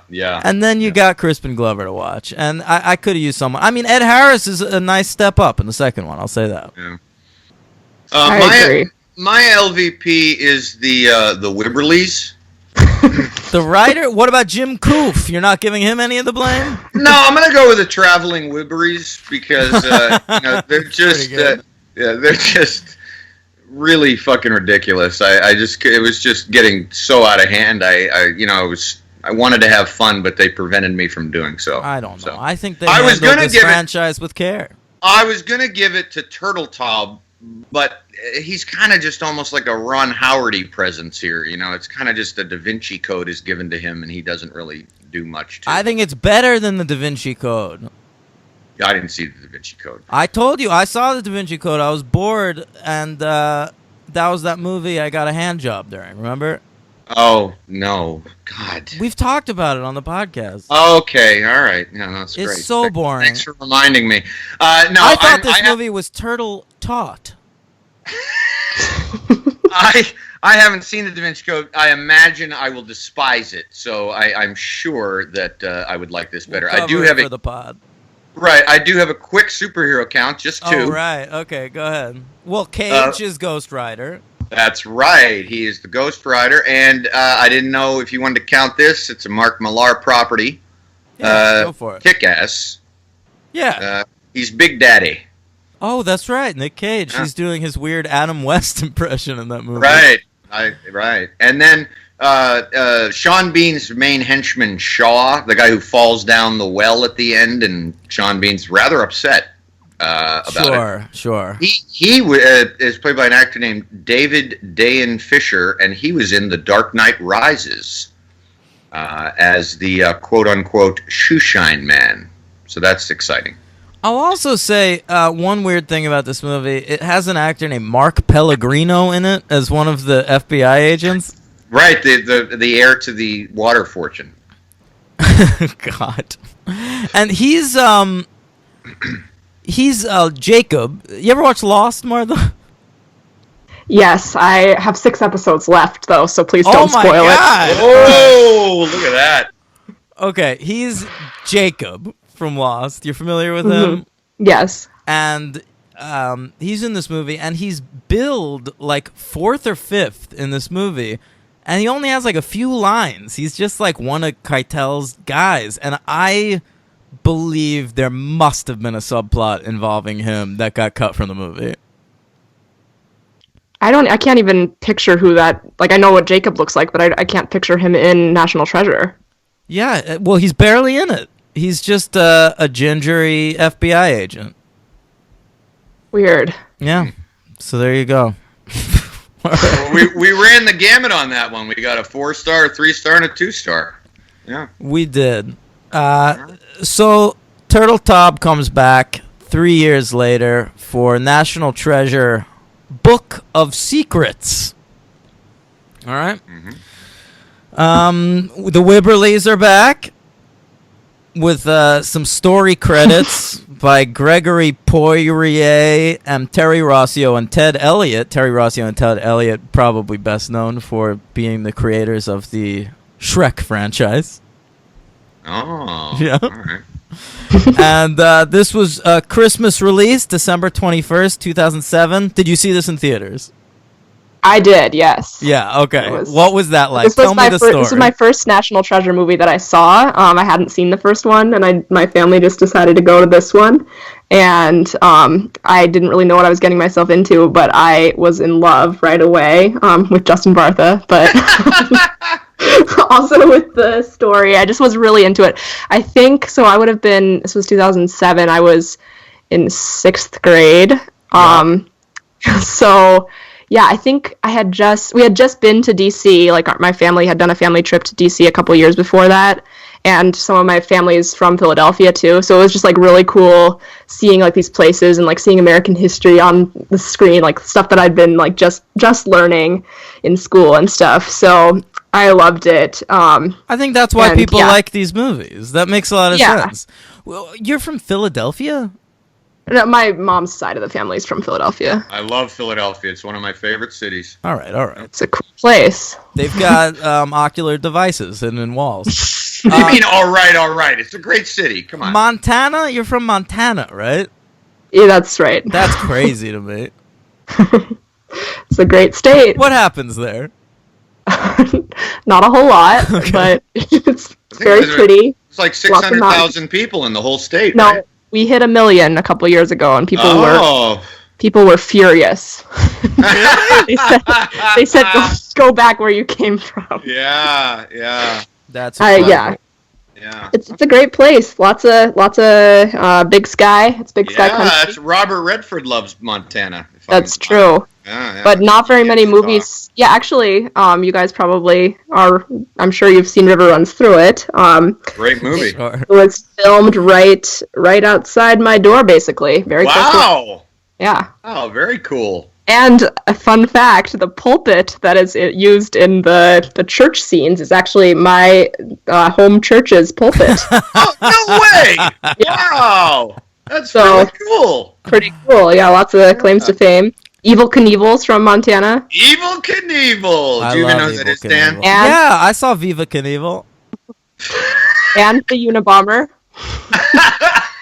Ted Kaczynski, love it. Yeah. Henry, can I go back 1 second? A River Yeah. Runs Through It. Great movie? A very good movie. Okay, thank you. Asshole. What an asshole. A very good early performance by Brad Pitt. Oh, before he yeah, was- one of those. Yeah. Looking Yeah. Joe Blackish. Way before that, but yeah. All right. This movie, a higher budget of $130 million, which they used for CGI, I guess. Box office of $457.4 million. Big hit. Wow. Nominated for 2 Golden Raspberry Awards for the worst movies of the year. Nice. Worst actor Nicolas Cage and worst supporting actor Jon Voight. Both lost to Eddie Murphy for Norbit. That's fair. Yeah. Yeah. It was nominated for Best Movie of the Year at the MTV Movie Awards. Ah. Yeah, but it lost to Transformers. Oh, man. All right, what an award show that is. Woo! There Wow. were some novels, some tie-in novels released when this came out about the Gates family throughout history. Mhm. Yeah. Have you read any of those, Martha? I have not. Maybe I should. I'm going to You buy should. you all of them as a thank They you for sound being really on this podcast. I bet you can find those for like 30 cents on Amazon. I would imagine. at most. But the shipping and handling will cost you $5, Dan. Yeah, so but make that's sure you- fine. yeah. I bought All some right. Dawson's Creek tie-in novels from Amazon, and they were super cheap. You made that up, right? No, those are real. Okay. Yeah. Here are the top 10 movies of 2007. Number 10, 300. Titled that because that's how many rapes there are in that movie. Number 9, Alvin and the Chips. Number 8, Natty Treasure, Book of Secrets. Wow. That's right, huge hit. Number 7, Bourne Ultimatum. Number 6, I'm Legend. Number 5, Harry Potter and the Order of the Phoenix. Martha's favorite Harry Potter movie. That's what I said, but don't hold me to that. Okay. Number 4, Pirates of the Caribbean, At World's End. Number 3, Transformers. Number 2, Shrek 3. And number 1, Spider-Man 3. I love that. I've seen all of those movies. Good for Wow. you. There That's you go. really exciting. Wow. Yeah. What's your favorite of the 10? Is it National Treasure 2? Now I forget what was on there. So did I. I will say I actually am one of the few people who like Spider-Man 3, but I do too. I'm with you okay. on that one. I love Really? I love emo Spider-Man. I think it's the best Oh, I part do of that too. movie. Wow. I do too. So maybe that, I don't know. I'd probably still say National Treasure above that though. What else was on there? Shrek 3 sucks. Alvin and the Chipmunks. Not Alvin and the Chipmunks. Yeah, I think probably. Yeah, no, not a big Jason Bourne fan. Okay. Yeah, 2004. I like that 2 and 1. Shrek just beat out Spider-Man, and then in 2007, Spider-Man reclaims its crown from Shrek. Well, Shrek 2 is an excellent movie, and Shrek 3 is not. So Wait, what are you talking about? What happens in 2? Because 3 is the one with all the princesses, right? with all the babies, yeah, Babies? like What, the baby ogre donkeys. babies? Yeah, and ogre babies. I don't remember that. I It's know I saw terrible. it in theaters. And Shrek 2 is with Prince Charming and the Fairy Godmother, and it's really good. It's better than the first one. You should come on when we cover Shrek. Yeah, I'd love to. Let me ask you a question. If we're covering Shrek, do we have to cover Puss in Boots? Probably. I think we do. Yeah, I feel like you should really only cover the first 2 Shreks, but No, 'Cause- we're completists. yeah. Well, then you gotta do Puss in unfortunately. Boots. Yeah, unfortunately, Martha, we go for the long haul every time. Yeah. Yeah, Shrek 4. Are there 5 Shreks or just 4? Just 4. Shrek Forever Plus- After. Yeah, Shrek Forever After is abysmal. One of my favorite words. Yeah. Describes Shrek the Third, or Shrek Forever After and Shrek the Third very well. Very nice. This movie, I have so much to say. Now, right away, it loses me. I'll be honest. Oh. I don't like when. I mean, this is a podcast about movie sequels, largely, and I hate when movie sequels reset to the status quo. I like when they just continue the story in a serialized manner. And so, at the beginning of this movie, we established that Justin Bartha's broke again, and Cage. Because his accountant gave him bad advice, and then he got audited. Stupid. So stupid. It's pretty dumb. And Cage and Kruger have broken up. And so, Well, that's believable, though. The It's- reason why they broke up is that he was basically always telling her to shut up, is what it comes down to. So yeah, but it's not that I believable can get that on she board broke with. up with him for fucking Ty Burrell. He's the best. He's a charmer. Love Connor. Phil Dunphy. I will say, I just the whole movie. You just know at the end of the movie, you know they're gonna get back together and they're gonna get money again. It's a problem for me. Yeah, that's fair. I hadn't really considered that. I think the reason I like National Treasure 2 far more than the first one is because I saw it first, and so it is like the nostalgic aspect for me. But also, I just think like the story of this one is more captivating because we get Ben's mom, who I love, and we get a much more interesting villain in Mitch Wilkinson. And of course, as you guys said, Ed Harris is really, really good in this movie. I guess I like him more than you guys do based on the character. Is that what I was getting earlier? We'll see. Well, no, we'll get there. Okay, well, I just think that like everything that's good about the first National Treasure is improved by this movie. Like we get the change from I'm going to steal the Declaration of Independence to I'm going to kidnap the President of the United States. We get like a much more captivating villain, in my opinion, and we have Helen Mirren, who is awesome. Now, I agree. I don't. You say everything is improved, and I think that's wrong. I think everything is bigger. Everything is more epic and huge, and the stakes are higher. But I don't necessarily think that makes the movie better. Well, that's your. I guess that's your take. That's my take. I made my case, but I don't want to give too much away about my opinion yet, but I actually also thought that this was better than the first one. Okay. Yeah, I gotta say. Well, you're a sucker for Abraham Lincoln, Henry, and we don't get Daniel Day-Lewis in this movie, but you know what we do get that was better than in Lincoln? What? The assassination. We actually get to see it. Oh Remember, yeah, Dan? I forgot. We like at the end of the weak movie. parts. There's just like a Very candle burning in the wind. Oh, they switch the plays. Like you think you're gonna watch the assassination, and then you're in the wrong theater because Spielberg doesn't have the cojones to actually show you the assassination. So it was actually refreshing to be like, oh, okay, a fucking John Turteltaub movie is going to show Lincoln get killed, but Spielberg's bio can't. Yeah, and it's a PG movie, and we see Lincoln get capped right in the head. There's a lot of guns in this movie. Yeah. Little muskets. Yeah. You think I ain't got guns? What do you think? I sold them all?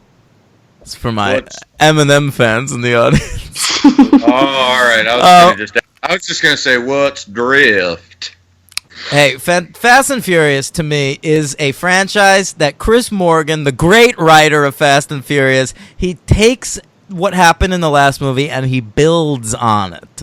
Oh, I didn't even mean to segue there. But and I think that's the problem with this movie. These Wibberleys don't know what they're doing when it comes to vehicles.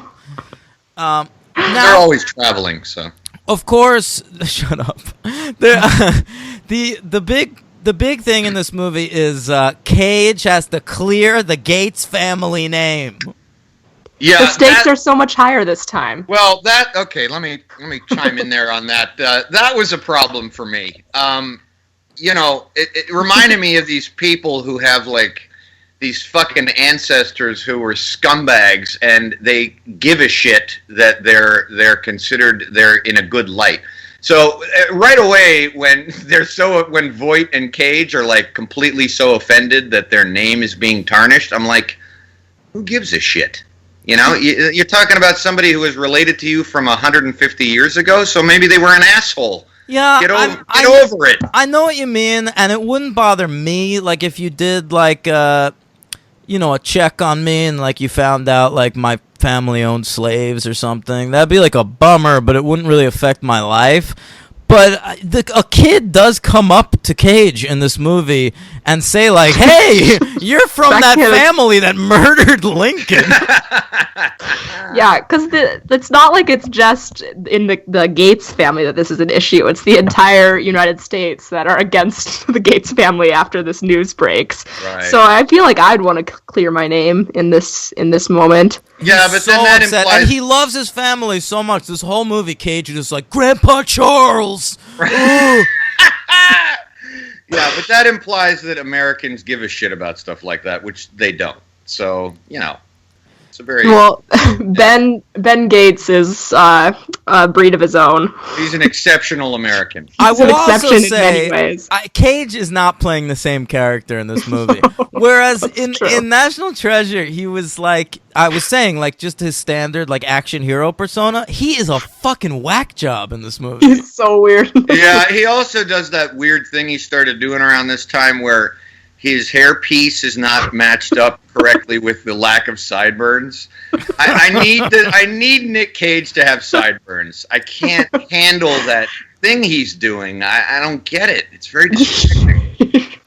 Yeah, I regret to say that I definitely thought he was very charming when I watched this when I was in like 6th grade. I was like, Sure. oh, he's a hottie. Really?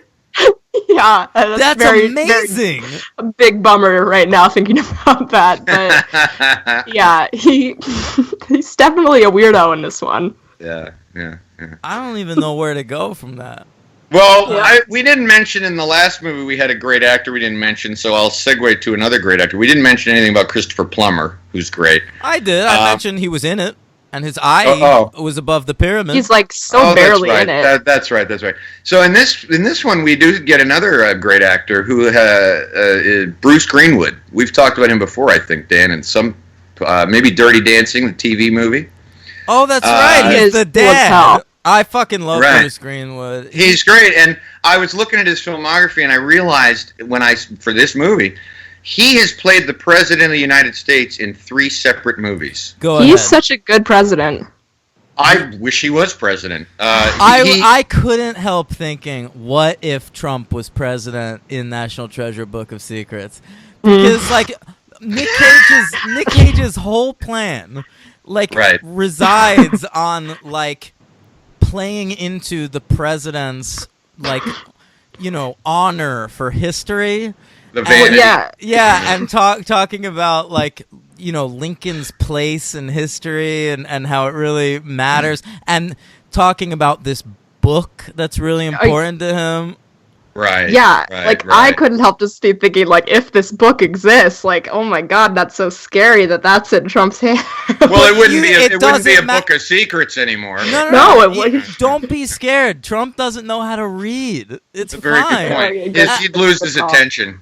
Yeah, I mean, he wouldn't make it to page 47. no way. No. That's all I could think about was he's like, let me go. I don't want to talk about this fucking book anymore. Leave me alone. I couldn't even handle it. It's bad. So, what else you got? I was just going to say, can you want to know the presidents that he's played? Oh yeah, Bruce Greenwood.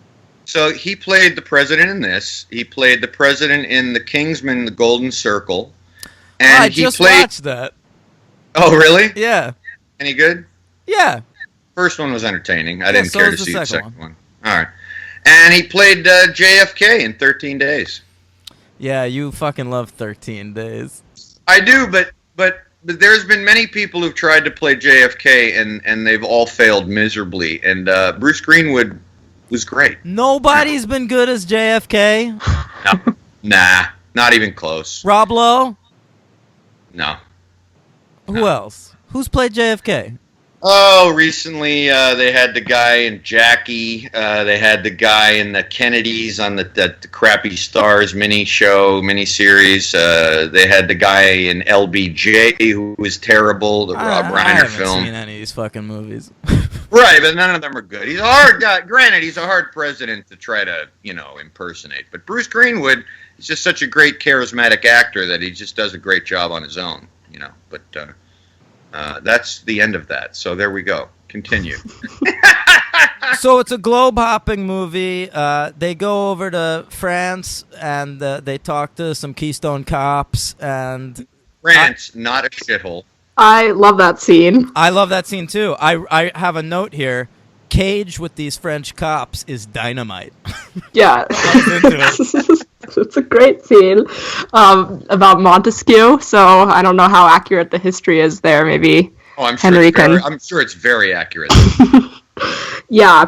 And then the best part of the scene for me is when Ben is like brainstorming out loud about the translation of the cipher or whatever it is, and Yes. he's like the twins, Siamese twins, Siam. And he's like the British trade deal with Taiwan.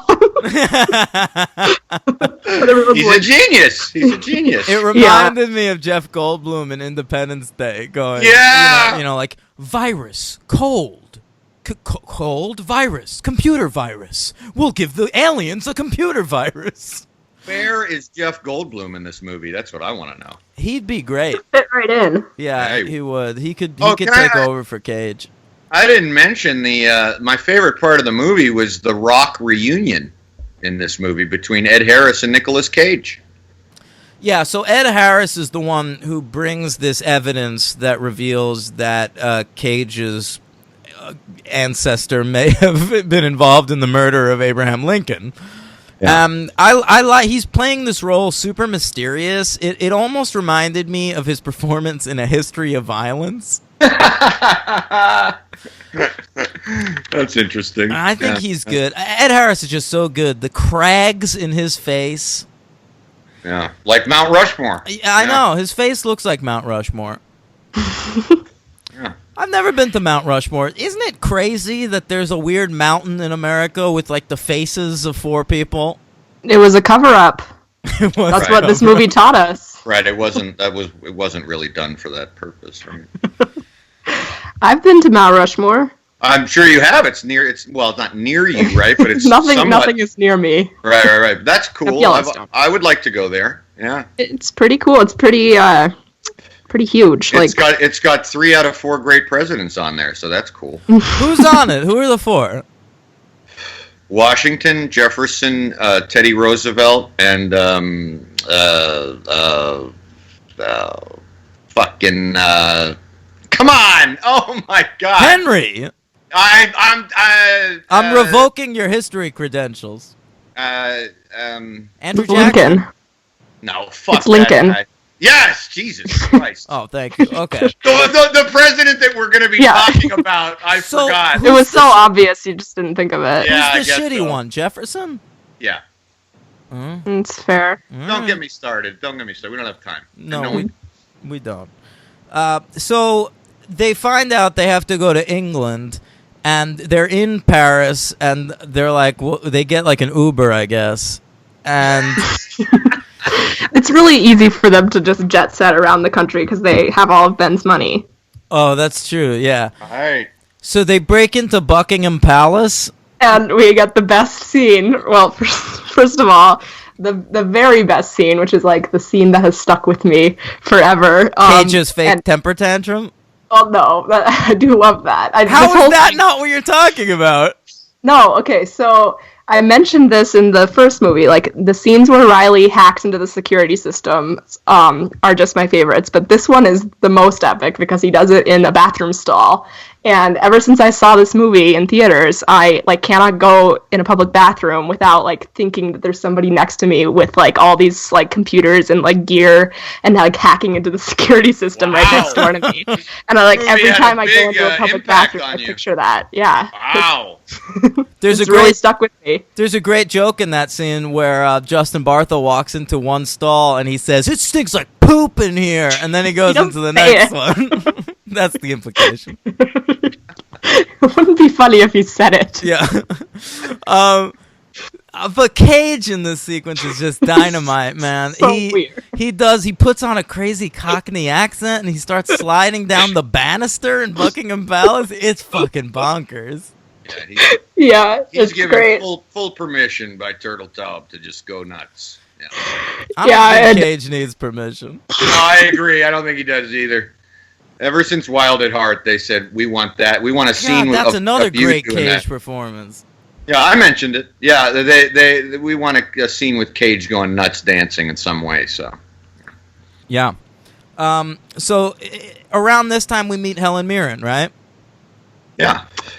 A little later, but first I just wanted to say my other favorite line from this scene. It's the best dialogue ever.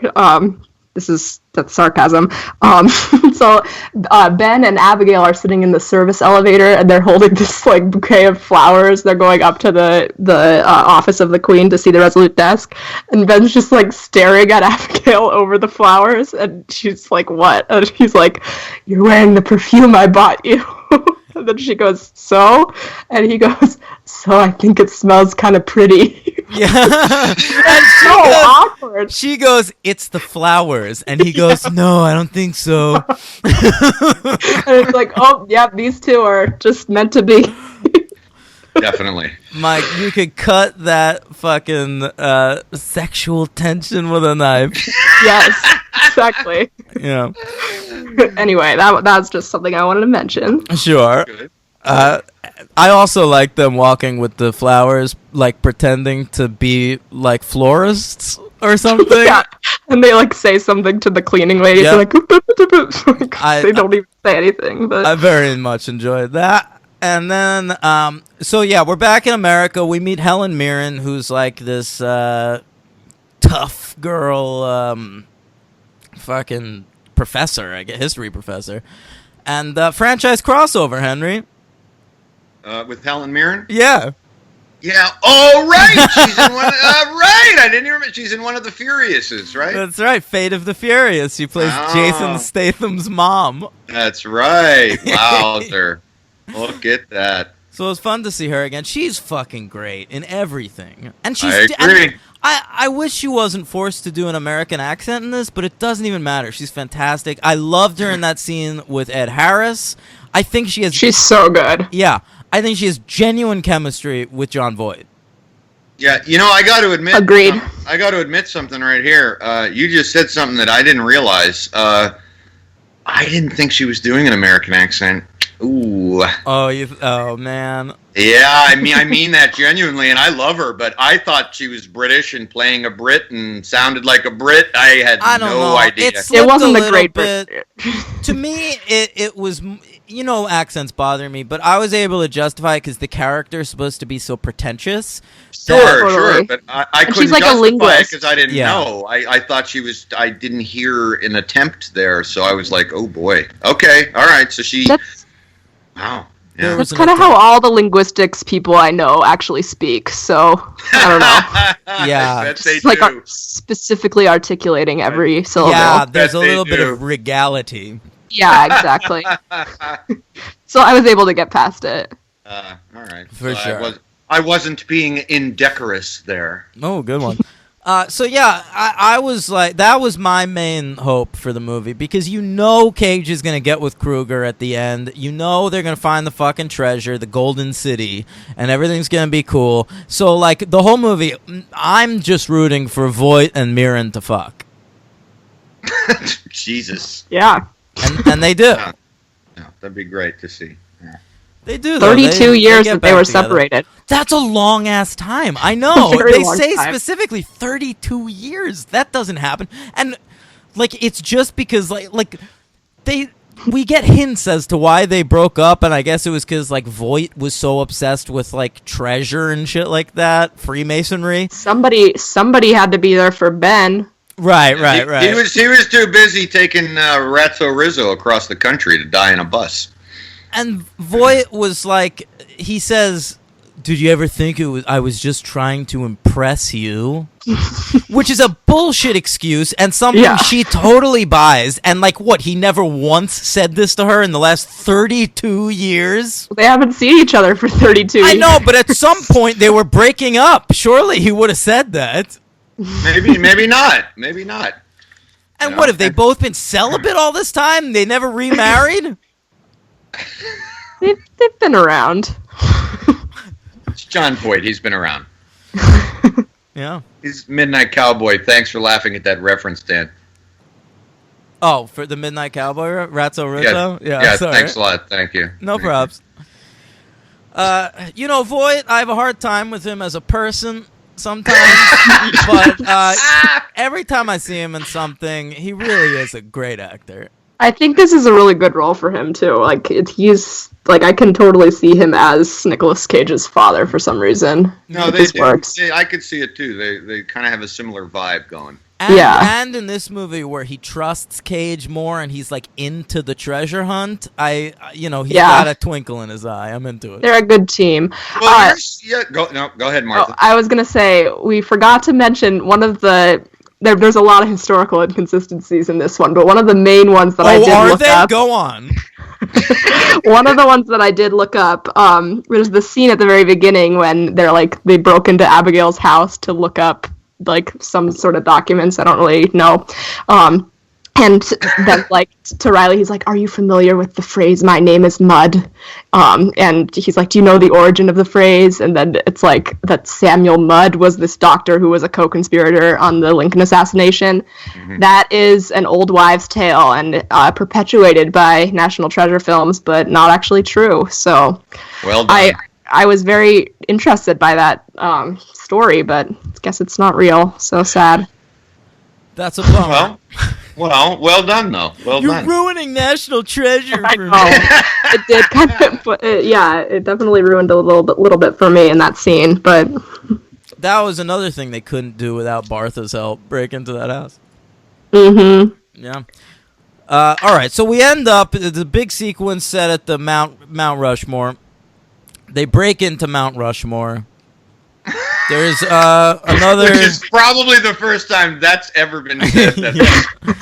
There's another system of pulleys. They have to use water, and they find an eagle, and And they get separated from the budding lovebirds. Voight and Mirren.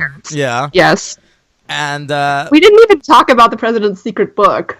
oh yeah, well that's a big deal, and to me that's the Book of Secrets. So they're setting up sequels Titular with Book of this. Secrets. Like at this point, like what I think the series should have become was that in each fucking movie, Cage is like, you know, he's being used by the government, and he does a different book in each. He does a different page in each movie. It could even be a fucking TV series where, like, it's a procedural drama, and each 1 hour episode, he solves a mystery from the president's book.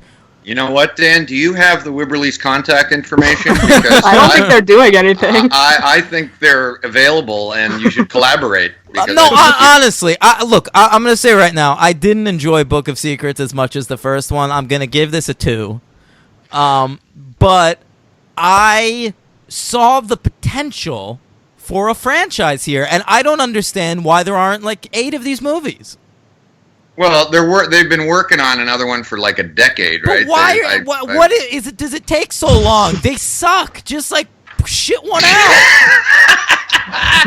Dude, these movies have to come up with so many clues. I mean, they're probably not that easy to write because Yeah. you know, they're constantly trying to reinvent shit and come up with stuff.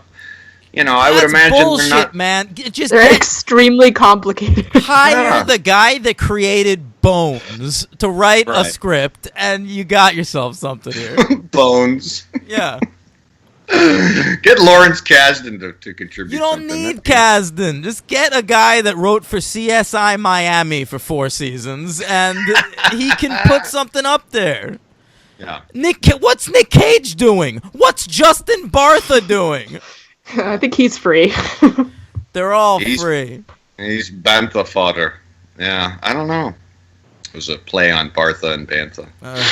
I'm done with Star Wars for Oh, once. right. Don't make Sorry. Star Wars references. Sorry, it's in my blood now. It's in my midichlorians. All right. So, what else you got, Martha? Oh, so much. Go ahead. Go for it. We skipped over so many epic scenes. So talk us see. through them. Okay, so the whole kidnapping the president, we didn't talk about that. Pretty good cover up with Mount Vernon there. They do a lot of spy work, getting the Mount Vernon to be the site for the president's birthday party. I enjoyed John Voight undercover as a Fishing. fisherman. This is where the good fish are. Yeah. The whole scene between Nick Cage and Bruce Greenwood was good. And part of that is just Bruce Greenwood brings an elegance to the performance where, like, it doesn't matter what he's saying, how stupid the lines read on paper. Like, Bruce Greenwood can make them sound believable. Agreed. Yes, we didn't talk about the Easter egg roll scene, which this is Ty Burrell's shining moment. Was he Okay. really a thing before this movie? Is this his breakout movie? Probably not. At the time, Ty Burrell was on a short-lived TV show called Back to You, which I watched, where Kelsey Grammer and Patricia Heaton played co-anchors of a news show. And that was created by a fellow named Steve Levitan, who, when that show got canceled, went on to co-create Modern Family. And so he brought Ty Burrell over to Modern Family, and that was really his breakout.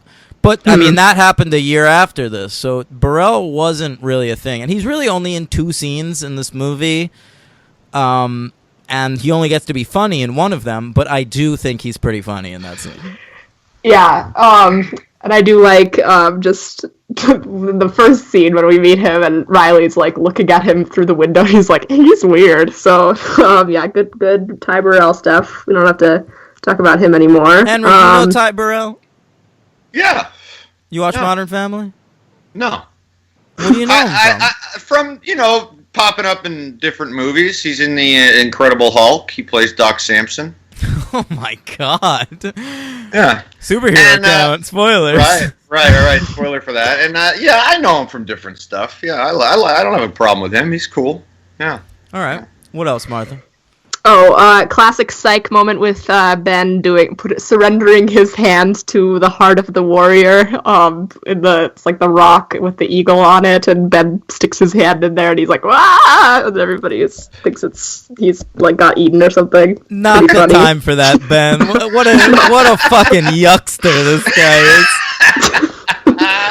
Yeah, also, I'm not going chronologically here, but this is like kind of just my own personal preference here, but there's this scene when they're like doing the car chase in London, I think it is, and they have the plank in hand, and Ben like does the classic super creative tactic of running a red light and getting the picture of him running the red light holding the plank. But anyway, I was distracted during that whole sequence because I got a notification on my phone about Eliza Dushku getting sexually molested on the set of True Lies. Oh my god. Oh wow. Yeah. Didn't think you could pause the movie for that. I didn't pause the movie. I just read the article during that scene. Well, you missed a really cool scene. Bummer, man. You also missed a classic Nick Cage facial expression because, so Riley says, or he tells Riley to hack into the security, or not security, like the police cam or whatever to get the picture. And Riley's like, I can do it. I just don't like that you assume I can do it. And then Abigail's like, thank you, Riley. And then Nick Cage like screws up his face in the weirdest way, and like it's like this inside joke with a lot of me and my friends that we like send that picture to each other all the time because it's a classic picture. Yeah. Can you tweet that picture when the episode goes up? Thank you. Definitely. He looks like maybe like he's like trying to pass a stone or something. It's very. Yeah, I don't even know if anybody could recreate it. Yeah, I guess that's the main things. I just love Riley. That's a lot of my notes are a lot of hard eye emojis. Jesus. We have established that Martha loves Riley. Sure. Yes. Big Martha. Yes, Martha and Bartha. Forever. Yeah, and then page 47. I'm guessing that's like it's a reference to something, right? Well, I don't think so. Know. I think Isn't it Hitchhiker's Guide to the Galaxy or something? Oh, you might be right. Really? 47 is like the meaning of life. Yeah. I didn't look this up, but that's just something I feel like 47 is like this number, or maybe it's something else. They're setting that up just for the sequel. It's like a meaningless thing that like you can build on in a third one, but we never got that third one. Oh, it's 42 in Hitchhiker's Guide to the Galaxy, so never mind. Never mind. I thought it was like a really like a reference that you had to dig for, but I guess not. Just setting up the sequel. That never happened. Okay. 3. Martha, what do you give National Treasure Book of Secrets? I'm like scared to say this now because I know it's not. You're going 5. Well, okay, I would go 4.5, but it's not an option. I can't say the same for the first movie as the second movie, so I have to say 5 now. Okay. All right, own it Go up. big or go home. That's right. That's how we roll here. What about you, Dan? You're giving it a 2? A 2, yeah. Yeah, I am as well. Okay, where do you rank them? You like this one more than the first one? Yeah, if I ranked them, I would definitely put this one ahead of the first one, but I felt kind of the same about both of them in a way, so really the stars don't really change. So It's understandable. MVP, LVP, Martha? MVP Helen Mirren. Good one. Mine's, I'm going with Ed Harris. Ed Harris is very a good pick. I'm undecided, but I'll go Helen Mirren too. All right. Yeah. LVP. LVP, yeah, I would just say all of Mitch's bitches is what I was calling them. What? All of Mitch's, like, men that he just bosses around and they just, like, are all willing to die for him. Oh, Ed Harris's guys? Yeah, Yes. I know. Now, Ed Harris is Wilkerson. Is the implication that he's related to John Wilkes Booth? No, his great-great-grandfather is Silas Wilkinson.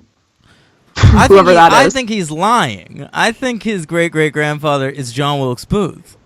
I think you're right. I think either it's not John Wilkes Booth, like either it's Silas Wilkinson or there's actually no connection and he's just trying to get the money. Okay. Right, I don't think he because, actually has a remember, connection. I did like at the end there when he kind of becomes like a good guy. Sort Yeah, of. but he has like 9 redemption arcs. He has like 4 different heel turns, and then like, true. he goes from good to bad to good to bad. I mean, I got lost in it. So by the end of it, I ceased to care. But sure, Ed Harris. I did laugh at his death when he's like leaning against that wooden like wheel. His eyes are like bugging out of his skull. He's like, "Whoa!" You know what that wheel reminded me of in fucking Lost? The thing they turn yeah. to like displace time or whatever. You know, actually, when I watched that episode of Lost, it was like that. I watched that more recently than I had watched National Treasure, so that was like, I was like, oh, this is just like in National Treasure too. So Well, that did come after, so that's true. it's very possible Damon Lindelof was influenced by the Wibberleys. The Wibberleys have such a legacy. Yeah. The Wibberleys. I have an LVP, but now I'm really afraid to give it. I feel really bad. I don't think I can guess who I it think is. I'm gonna change it. No.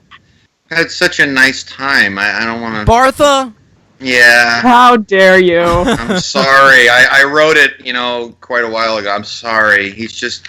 I agree. He's not as good as he is in He the first just movie. gets. He's more I mugging. didn't say that, but okay, sure. That's fine. Yeah. It's just a little irritating, but yeah. Okay. All right. You were LV overlooking the public bathroom scene, I guess. I guess that's what's going on. What about you, Dan? LVP? I mean, who's in this movie? I don't remember. Everyone? I'm looking at the cast here. You got yourself some Keitel. He's not in it very much. I don't know. No one bothered me that much. The movie wasn't. Yeah, you know what? I think I gotta go fucking Bartha. I'm sorry. Oh, man. Oh, Yeah. wow. Oh my! Straight to the heart. Wow. Body slam. I apologize. All right. No, Wibberleys. I'm going with Wibberleys. Yeah. Too late. Too late. All right, Yeah, all it's too late. I Can't steal screwed it mine up. from the first one. Yeah. All right. Hey. Well, I have a super account. Oh, all right. Go ahead. So sorry. I'll run through them quick. At 5, we got Helen Mirren from Red. Yeah. We got Bruce Greenwood, who has played Batman in 3 different cartoons. Won't list them. Ty Burrell in The Incredible Hulk, playing Doc Samson. Thomas Gates in this movie, the guy who deciphers the code in the very beginning, is played by an actor named Joel Gretsch, and he is currently on Agents of S.H.I.E.L.D., playing a character named Hank Thompson. Oh, how about that? Thought you would know that, but maybe you don't. He's probably after my time. I dropped that show a couple seasons ago. Okay. And the kid who plays his son, called the Lincoln Conspiracy Kid, is a young actor named Zachary Gordon, who has played in a cartoon. He has played the young Bruce Wayne and the young Aqualad. An even younger Aqualad. That's interesting. What do you mean? Why is Aqualad like? He's like, teen? yeah, that's like Robin to Aquaman. Right. Aqualad. Okay. Jesus. Yep. Bad name. Yeah. Is he Irish, Aqualad? I don't care.